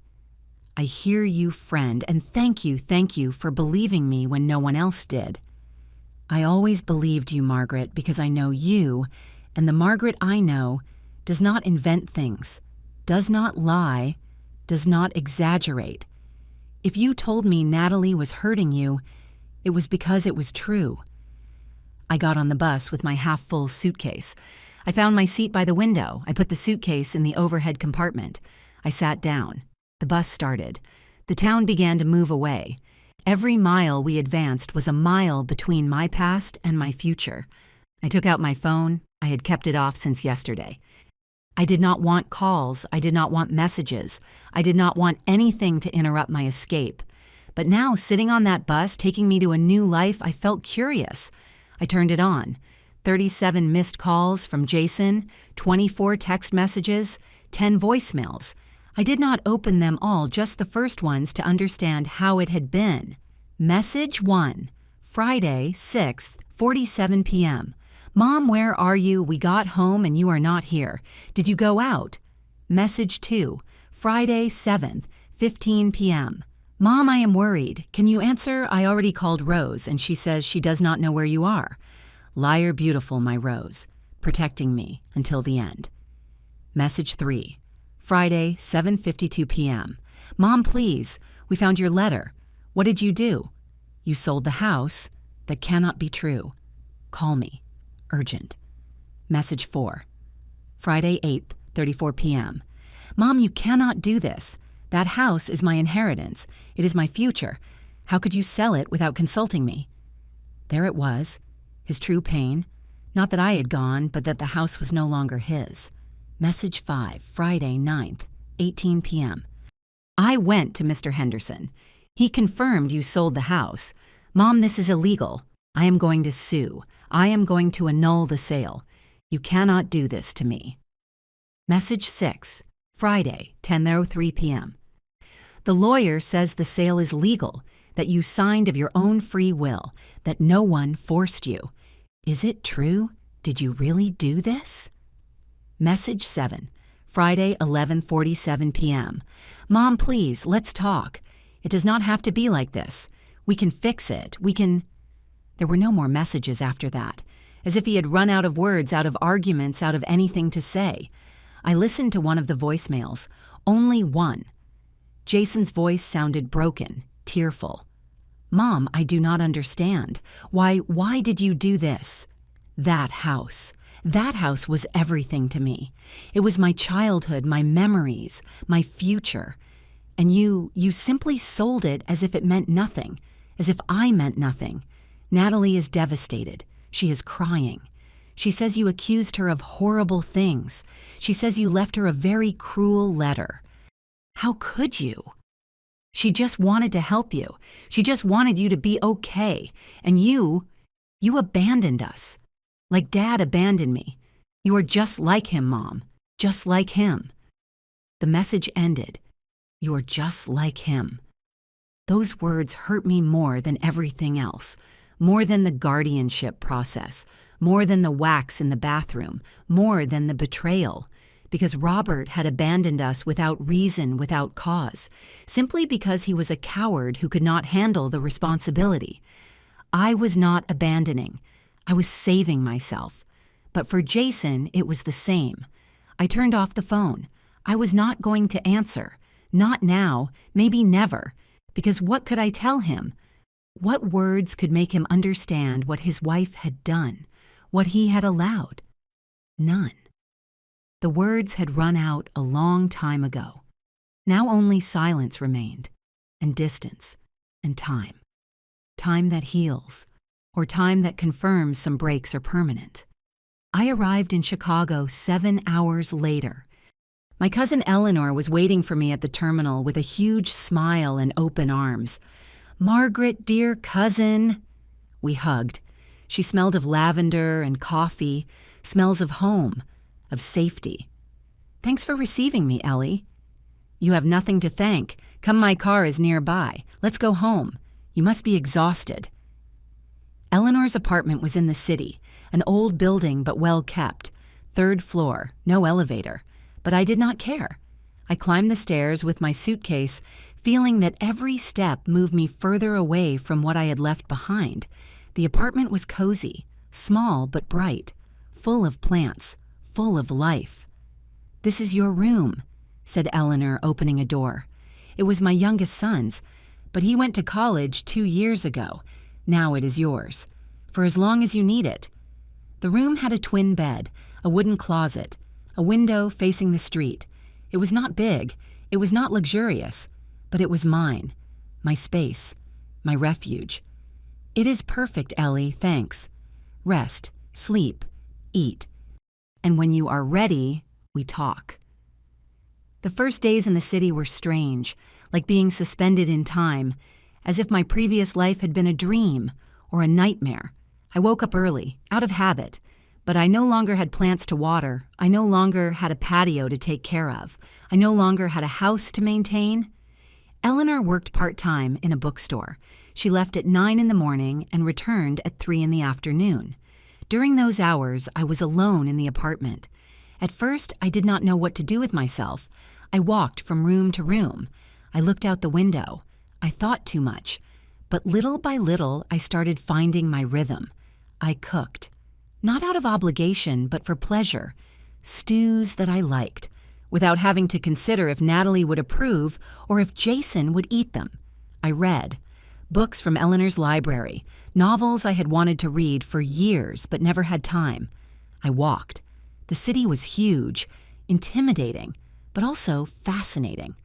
I walked through the neighborhoods, through the parks, observing, learning, discovering. And slowly, very slowly, I started to feel something I had not felt in years. Peace. 2 weeks after my arrival, Eleanor proposed something to me. "Margaret, my friend Martha, has a coffee shop near here. She needs help 3 days a week, part-time, nothing heavy. Would you be interested in working in a coffee shop? Ellie, I am 58 years old." "Exactly. You are 58 years old, not 88. You still have a lot of life ahead. Or do you plan to stay locked in this apartment forever?" She was right. The next day I went to meet Martha. She was a woman of about 50 years, cheerful, loud, with a marked accent and a contagious laugh. "Do you know how to make coffee?" "I know how to brew pot coffee, but coffee shop coffee I am not sure." "I teach you. If you know how to brew pot coffee, you have a good palate. The rest is technique, and technique is learned." I started working the following Monday, 3 days a week, from 10 in the morning to 3 in the afternoon, learning to use the espresso machine, to make cappuccinos, to draw hearts in the milk foam. It was exhausting. My feet hurt at the end of the day. My hands smelled of coffee all the time. But it was wonderful, because it was my decision, my work, my life. Not the life Jason wanted for me, not the life Natalie had planned, my life. A month after arriving in the city, I turned on my phone for the first time since the bus trip. There were more messages, many more. Most were from Jason, but the tone had changed. They were no longer desperate messages. They were no longer pleas. They were cold messages, almost legal. Message 3 weeks ago. "Mom, my lawyer informed me that the sale of the house is irreversible, that the money is legally yours, that I cannot do anything about it. I hope you are happy. You got what you wanted. Destroying my future." Message 2 weeks ago. "The new owners moved in today. Seeing that family entering my house, the house where I grew up, was the most painful thing of my life. And all because of your selfishness, because of your inability to think of anyone other than yourself." Selfishness. He accused me of selfishness. The son for whom I had sacrificed my youth, my energy, my whole life. He accused me of selfishness for saving the little I had left. Message 1 week ago. "Natalie and I found an apartment to rent. It is small, expensive, far from my work, but it is all we can afford, all because you decided to sell our inheritance." Our inheritance. The house I had built was his inheritance. There was not a single message asking how I was, where I was, if I needed anything, if I was okay. Everything was about him, his pain, his loss, his destroyed future. There was a last message from 3 days ago. Message. Mom, Natalie is pregnant. You are going to be a grandmother. I thought you would want to know, although probably you do not care. You will never know your grandchild. That is your choice. I hope you can live with that. I read that message 3 times. I was going to be a grandmother. I should feel joy, excitement, that tickle in the stomach that comes with good news. But I only felt empty because that baby was going to grow up with Natalie as a mother, with Natalie's lies as truth, with Natalie's version of who I was. He was going to grow up believing his grandmother was a crazy, selfish, cruel old woman who had abandoned his father without reason, and there was nothing I could do to change it. I turned off the phone, put it in a drawer, and did not turn it on again for weeks. 2 months after my arrival, while I worked in the coffee shop, a woman entered. She would be about 65 years old, elegant, with perfectly cut gray hair. Intelligent eyes behind designer glasses, she asked for an Americano. No sugar, no milk. First time here? I asked while preparing her coffee. Yes, I just moved to the building next door. I am exploring the neighborhood. Welcome then. This coffee is the best in the area, or at least that is what the owner says. She laughed a warm laugh. My name is Patricia. Margaret. Margaret.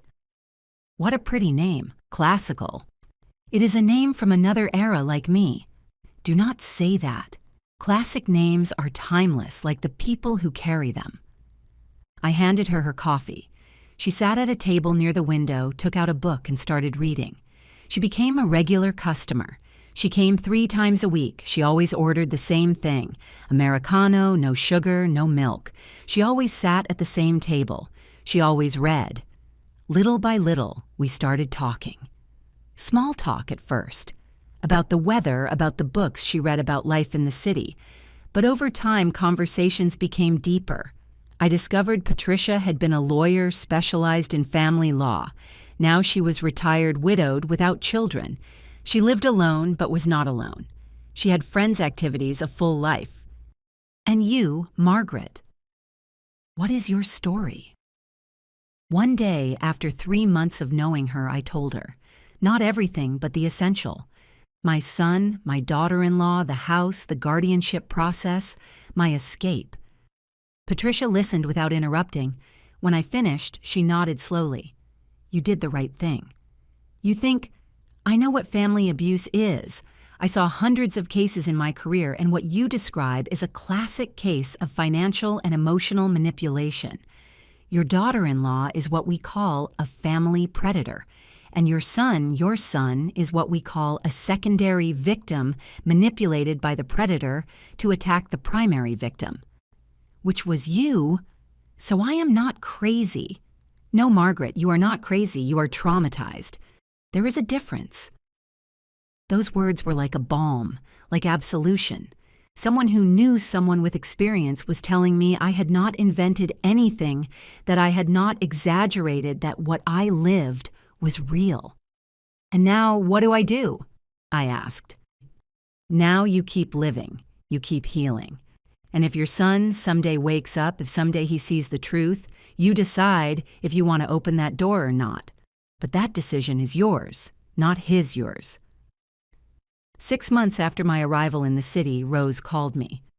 Margaret, I need to tell you something. What is wrong? It is about Jason and Natalie. My heart accelerated. What happened? They are moving. They sold everything, the furniture, the car, everything.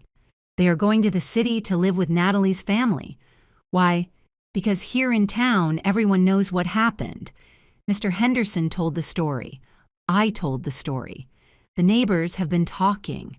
Natalie's reputation is, let's say it is not good. And Jason is, I do not know how to describe it. He looks empty, as if he had aged 10 years in 6 months. I saw Natalie the other day at the supermarket. She is pregnant, it shows already, and she was different. Different? How? Cold, bossy. She spoke to Jason as if he were her employee, not her husband, and he just obeyed with his head down without protesting. I felt a pang in my chest, not of satisfaction, of sadness, because this was not what I wanted. I never wanted my son to suffer. I never wanted him to pay a price. I only wanted to save myself. But the consequences of our actions are not always what we plan. Do you think he is realizing? I asked. I do not know, Margaret, but I know he no longer smiles, and that when I mention your name, his eyes fill with tears. A year after my arrival in the city, my life was completely different. I worked full-time at the coffee shop. Martha had made me manager. I lived in my own apartment, small, a studio downtown, but it was mine. I had rented it with my money. I had decorated it to my taste. I had friends. Patricia, Martha, other women from the coffee shop. Women who knew me as Margaret, not as Jason's mom, not as Natalie's mother-in-law, just Margaret. I had started taking painting classes at a cultural center near my house. I discovered I liked it, that I had talent for landscapes, for capturing light. I went out to walk every morning through the park, observing people, dogs, families. And although sometimes I felt a pang when I saw a grandmother with her grandchild, it was no longer a constant pain. It was a gentle melancholy, manageable. I had learned something important. You can lose a lot and still find reasons to live, to smile, to start over. One day, 18 months after having left town, my phone rang. It was an unknown number. I hesitated. Answer, not answer. Finally, I answered. Hello? Silence on the other side, then a trembling breath. Mom. Jason's voice, older, more tired, almost unrecognizable. Jason. Mom, I need to talk to you. I'm listening. Not on the phone, in person. Please, I need us to see each other. Why? Because you were right about everything, and I need to apologize. I need you to know that I finally understood. My heart beat so hard I thought it was going to burst out of my chest. That you understood Jason, that Natalie, that she... His voice broke. Mom, I was wrong. I was so wrong. And now I am trapped, and I do not know what to do. Trapped how? I have a son, Matthew. He is 3 months old, and I love him, Mom. I love him so much. But Natalie, she is not the person I thought she was. And now I see everything she did to you, everything we did to you, and I do not know how to live with that. Tears ran down my cheeks. Jason, please, Mom, please let me go see you. Let me bring you your grandson. Let me try to fix this, if it can be fixed. I closed my eyes. I breathed deeply. Part of me wanted to say yes. Come. I forgive you. Everything will be fine. But another part of me, the part that had learned to protect itself, hesitated. I need to think about it, Jason. This is not easy for me. I know, and I understand. But please think about it. I am going to send you my number. When you are ready, if someday you are ready, call me. He hung up. I sat on my sofa for hours, with the phone in my hand, thinking, feeling, processing. That night I called Patricia. Jason called me, and he says he finally understood that Natalie is not who he thought, that he wants to apologize, that he wants me to know my grandson. What do you feel? I do not know. Fear, hope, rage, sadness, all together. Do you want to see him? I do not know. A part of me, yes, but another part is afraid it is another manipulation, that Natalie is using him to find me, I do not know, to finish what she started. It is possible, but it is also possible that he really has woken up, that he finally sees reality. The question is, are you ready to risk finding out? I do not know. You do not have to know now. Take your time. And remember, whatever you say, whatever you do, your value does not depend on whether you forgive your son or not. Your value is in that you saved yourself, in that you started over, in that you survived. 2 weeks later, I still had not decided. But one morning, while opening the coffee shop, I found something at the door, an envelope with my name handwritten. I opened it. Inside was a photo, a baby, chubby, with big dark eyes, smiling at the camera. And behind the photo, a note written by Jason. "Mom, I present to you Matthew, your grandson. He has your eyes. And when he smiles, he reminds me of you. The you I remember from my childhood. The you that laughed. The you that hugged me. The you that made me feel the world was safe. I am raising him alone. Well, almost alone. Natalie is. Natalie is not well anymore. Not mentally. She became controlling, paranoid, accusing. Exactly what she accused you of being. And now I understand. I understand that she projected on you what she herself was. I understand that I was a fool, a blind and cruel fool. I do not ask for forgiveness. I do not deserve it.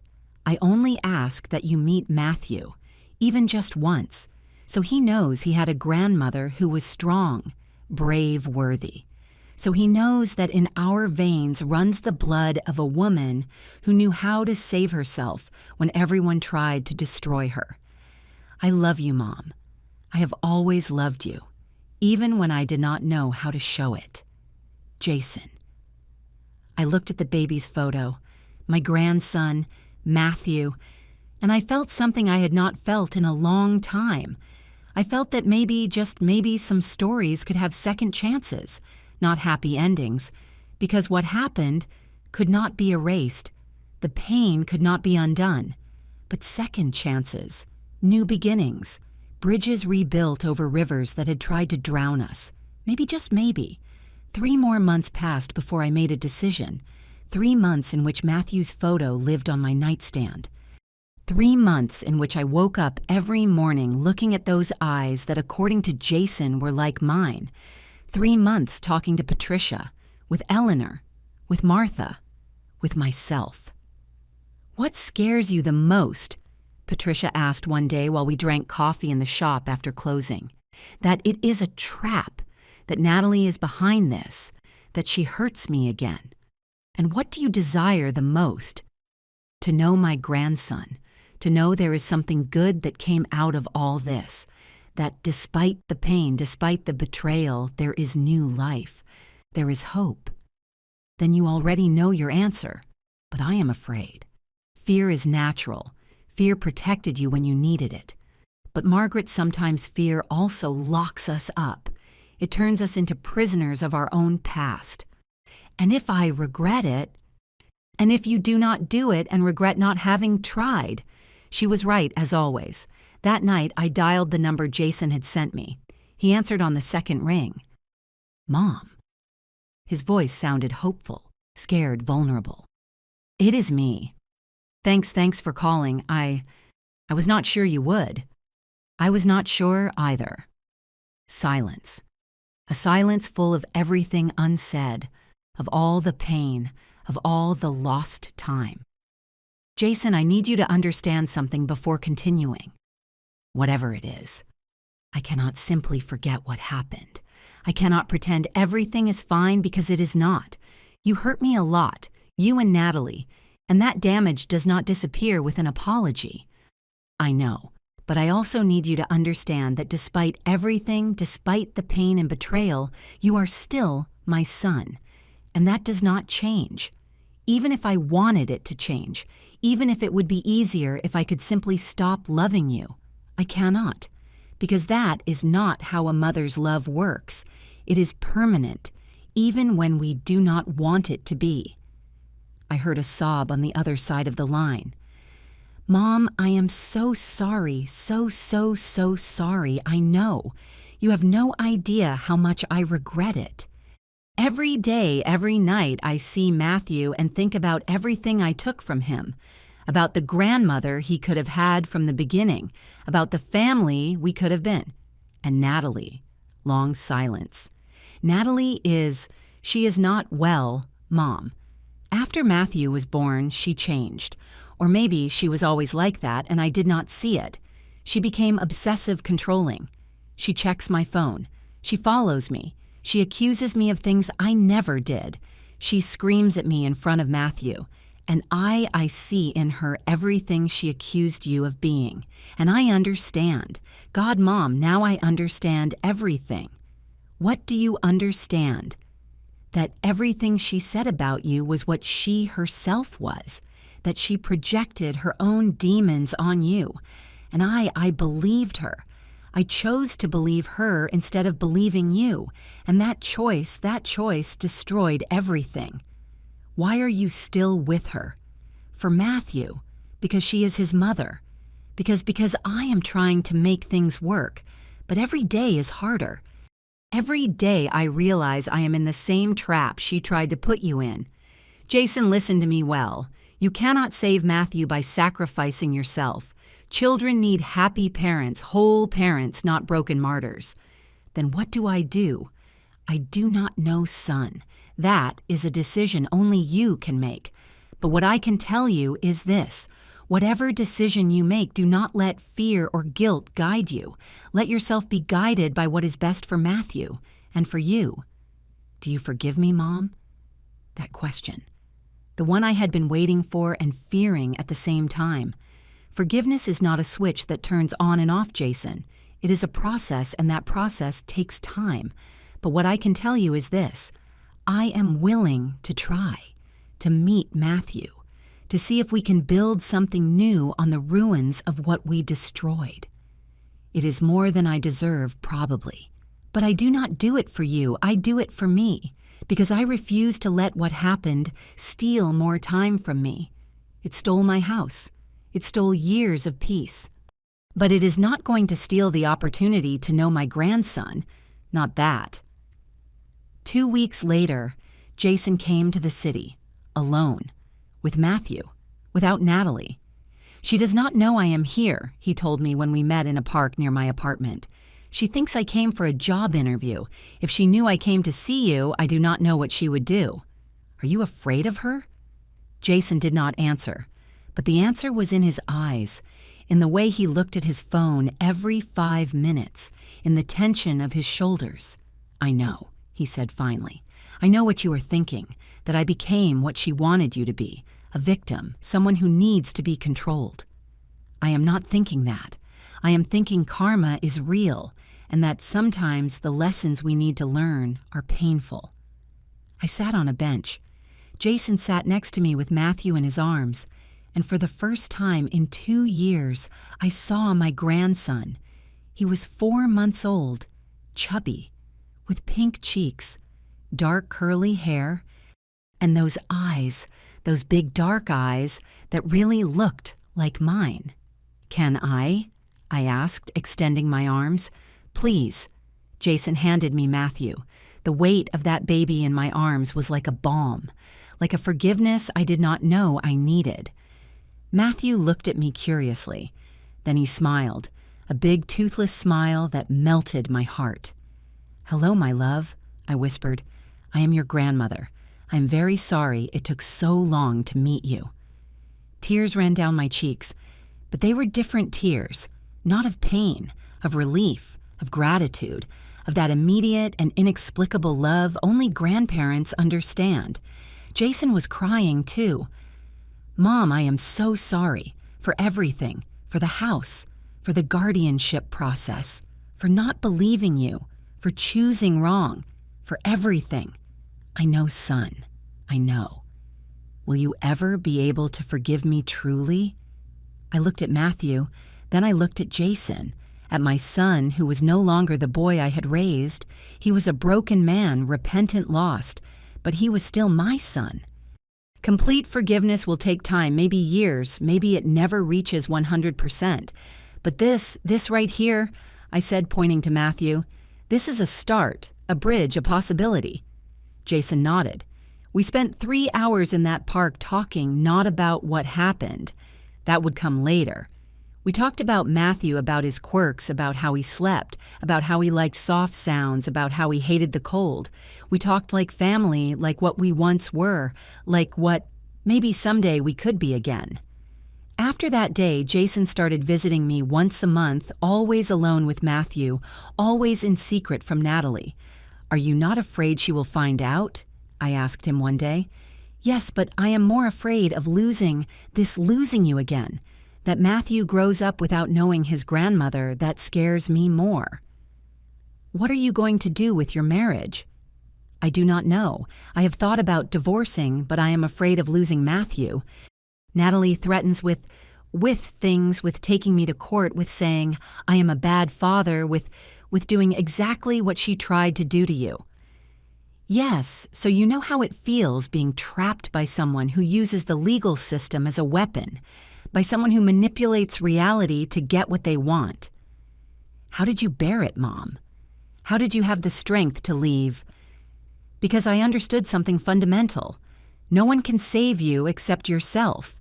And when you realize staying is going to destroy you, you leave, even if it hurts, even if you lose things, even if people do not understand.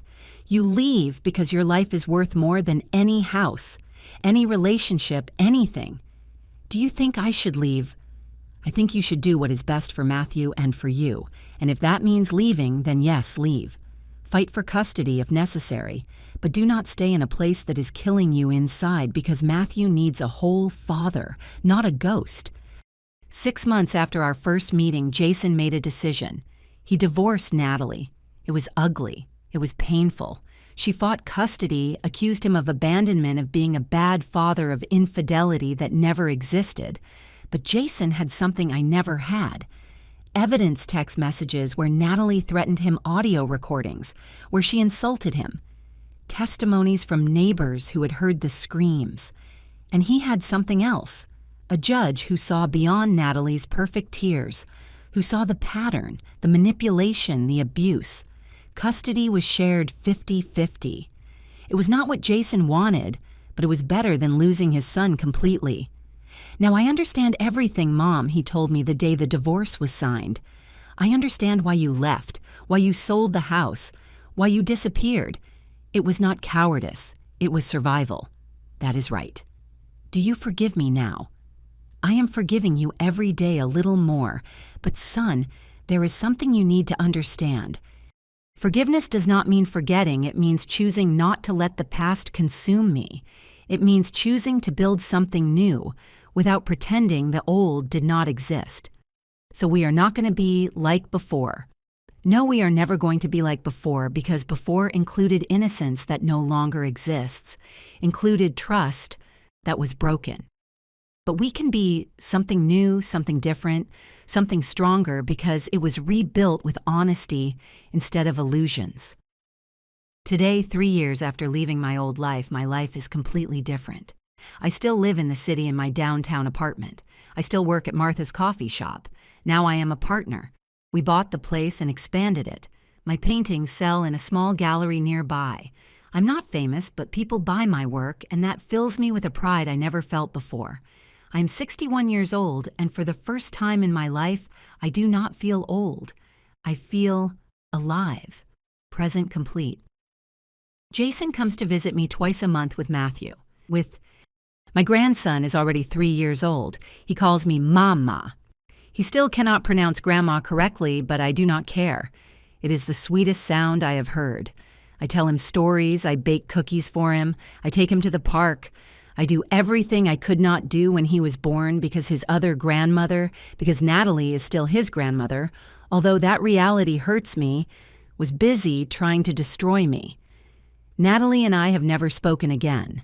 When Jason picks up Matthew from her house, she sends me indirect messages, poisonous comments that Matthew repeats without understanding.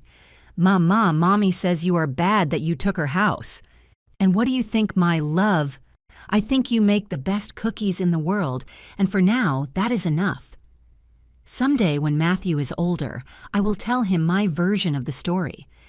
I will teach him that things are not always as they tell us, that there are multiple truths, multiple perspectives, but that will be when he is ready, when he can understand the complexity of human relations, the pain we can cause each other, even when we love each other. For now, I just want to be his grandmother, the one who loves him unconditionally, the one who is present, the one who chose to save herself, to be able to be here for him. Sometimes I think about the house, my house, the house I built with my hands and that I had to let go to be able to fly. Rose tells me the Miller family takes good care of it, that the garden is prettier than ever, that the hydrangeas grew wild and beautiful, that the children play in the patio where Jason played, and it gives me peace to know the house has life, that it did not become a battlefield, that it serves, for what it should always serve, be a home, a refuge, a place where happy memories are built. Natalie and Jason never lived there, never possessed it, never turned it into what they wanted, and that, in some strange way, is my victory. Not because I took something from them, but because I took their power over me, their ability to use what I loved as a weapon against me. The other day, Patricia asked me if I regretted anything. Yes, I told her. I regret not leaving sooner, waiting so long, letting it get to the point of the wax in the bathroom. I should have left as soon as I saw the first signs, as soon as Natalie started erasing me. Why did you not do it? Because I was afraid.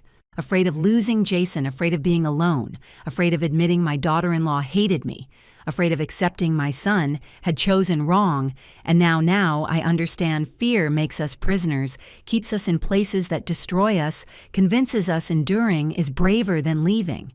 But it is not true. Sometimes true bravery is letting go, is saying, this is killing me, and I choose to live. Would you say something to women going through what you went through? I thought about that question for a long time. I would tell them to trust their intuition, that if something feels wrong, it is probably because it is wrong, that they are not crazy, that they are not exaggerating, that family abuse exists in all its forms and does not always leave visible bruises. I would tell them their life is worth more than any house, any inheritance, any relationship. I would tell them saving themselves is not selfishness, it is survival. I would tell them it is never too late to start over, that I started at 58, and these 3 years have been the freest of my life.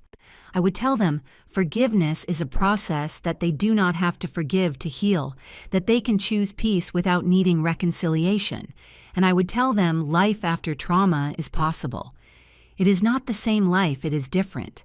But it can be beautiful, it can be full, it can be yours. This morning while opening the coffee shop, I saw my reflection in the door glass. I saw a 61-year-old woman, hair with gray strands. I no longer try to hide wrinkles around the eyes that tell stories of laughter and tears, hands that have worked, that have built, that have let go. And for the first time in a long time, I liked what I saw. Not because she is perfect, but because she is a survivor. Not because everything went as planned, but because I learned to improvise when the plan failed. Not because I have no scars, but because those scars are evidence of battles I won. Battles against manipulation, against abuse, against the system that favors those who lie better. But above all, battles against myself, against my fear, against my need to be loved, even at the cost of my own destruction. Last night I dreamed of my grandmother, the one who gave me the rosary, the one who raised me when my mother could not. In the dream, we were sitting in her old kitchen. She was kneading dough. I watched her. "My child," she told me without turning to look at me, "did you understand yet?" "What, Grandma?" "That sometimes you have to burn bridges to be able to build new paths." "But it hurts to burn bridges." "Of course it hurts, but it hurts more to stay trapped on an island that is sinking just because you are afraid to swim." I woke up with tears on my cheeks, but they were tears of relief, of understanding. My grandmother was right as always. If my story serves for something, I hope it serves for this.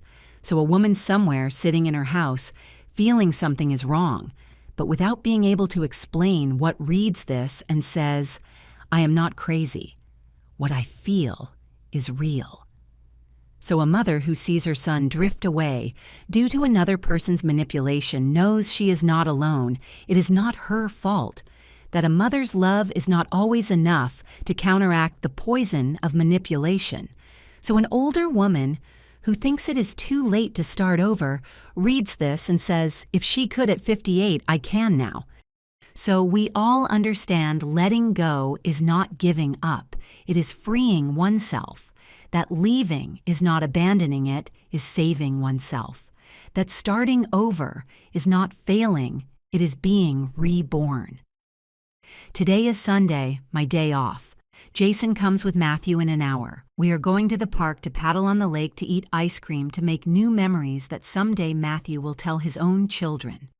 I baked cookies last night, the ginger ones I always made in my house in the suburbs. That house that is no longer mine, but will always carry my spirit. I put on my favorite sweater, the sky blue one I bought at a market a year ago. I take my bag, the cookies go down the stairs of my building. The sun shines. The city wakes up with that characteristic noise horns voices life. And I walk toward the park where we will meet with my head high, with my heart lighter than it has been in years, because I understood something fundamental. Life always collects its debts. You do not need revenge. You do not need to take justice into your own hands. You just need to live. Live well. Live free. Live on your own terms. And the universe takes care of the rest. Natalie lost her reputation. She lost her marriage. She lost the respect of her own son eventually, when he grows up and understands. Jason lost years of peace. He lost his relationship with me for a time. He learned painful lessons I wish he had not had to learn. I lost my house. I lost years of tranquility. I lost the illusion of the perfect family, but I gained something worth more than all that together. I gained myself back, and that no one can take from me. In the distance, I see Jason. He comes walking, holding Matthew's hand. My grandson runs towards me when he sees me. "Mama, Mama!" I lift him in my arms. I kiss his chubby cheeks. I breathe that baby smell that is already leaving because he is growing too fast. "Hello, my love. Ready for our adventure?" "Yes, Dad says we are going to see ducks." "That's right, and ice cream after." Matthew claps excitedly. Jason arrives. He kisses my forehead like he did when he was a boy. "Hi, Mom." "Hi, son." We look at each other, and in that look is everything we have lived. All the pain, all the forgiveness, all the road we have yet to travel. But there is also something new, something we did not have before. Honesty, respect, understanding that both are human, imperfect, capable of hurting and healing each other. "Ready?" he asks. "Ready." The three of us walk toward the park, Matthew in the middle holding our hands, swinging between us, laughing with that clear laugh of children who do not yet know pain. And while we walk, I think about everything that happened to get here.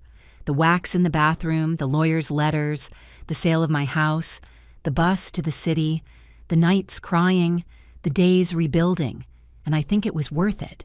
Every tear, every moment of fear, every night wondering if I made the right decision. It was worth it because I am here, alive, free, walking toward the future, holding my grandson's hand. And if my story helps just one woman open her eyes, to trust her intuition, to save herself before it is too late, then all this, all the pain and loss will have been worth it. Because I am no longer the Margaret who stayed silent, the one who yielded to keep the peace, the one who made herself small so others felt big. I am the Margaret who chose to live, who chose to save herself, who chose her dignity over comfort.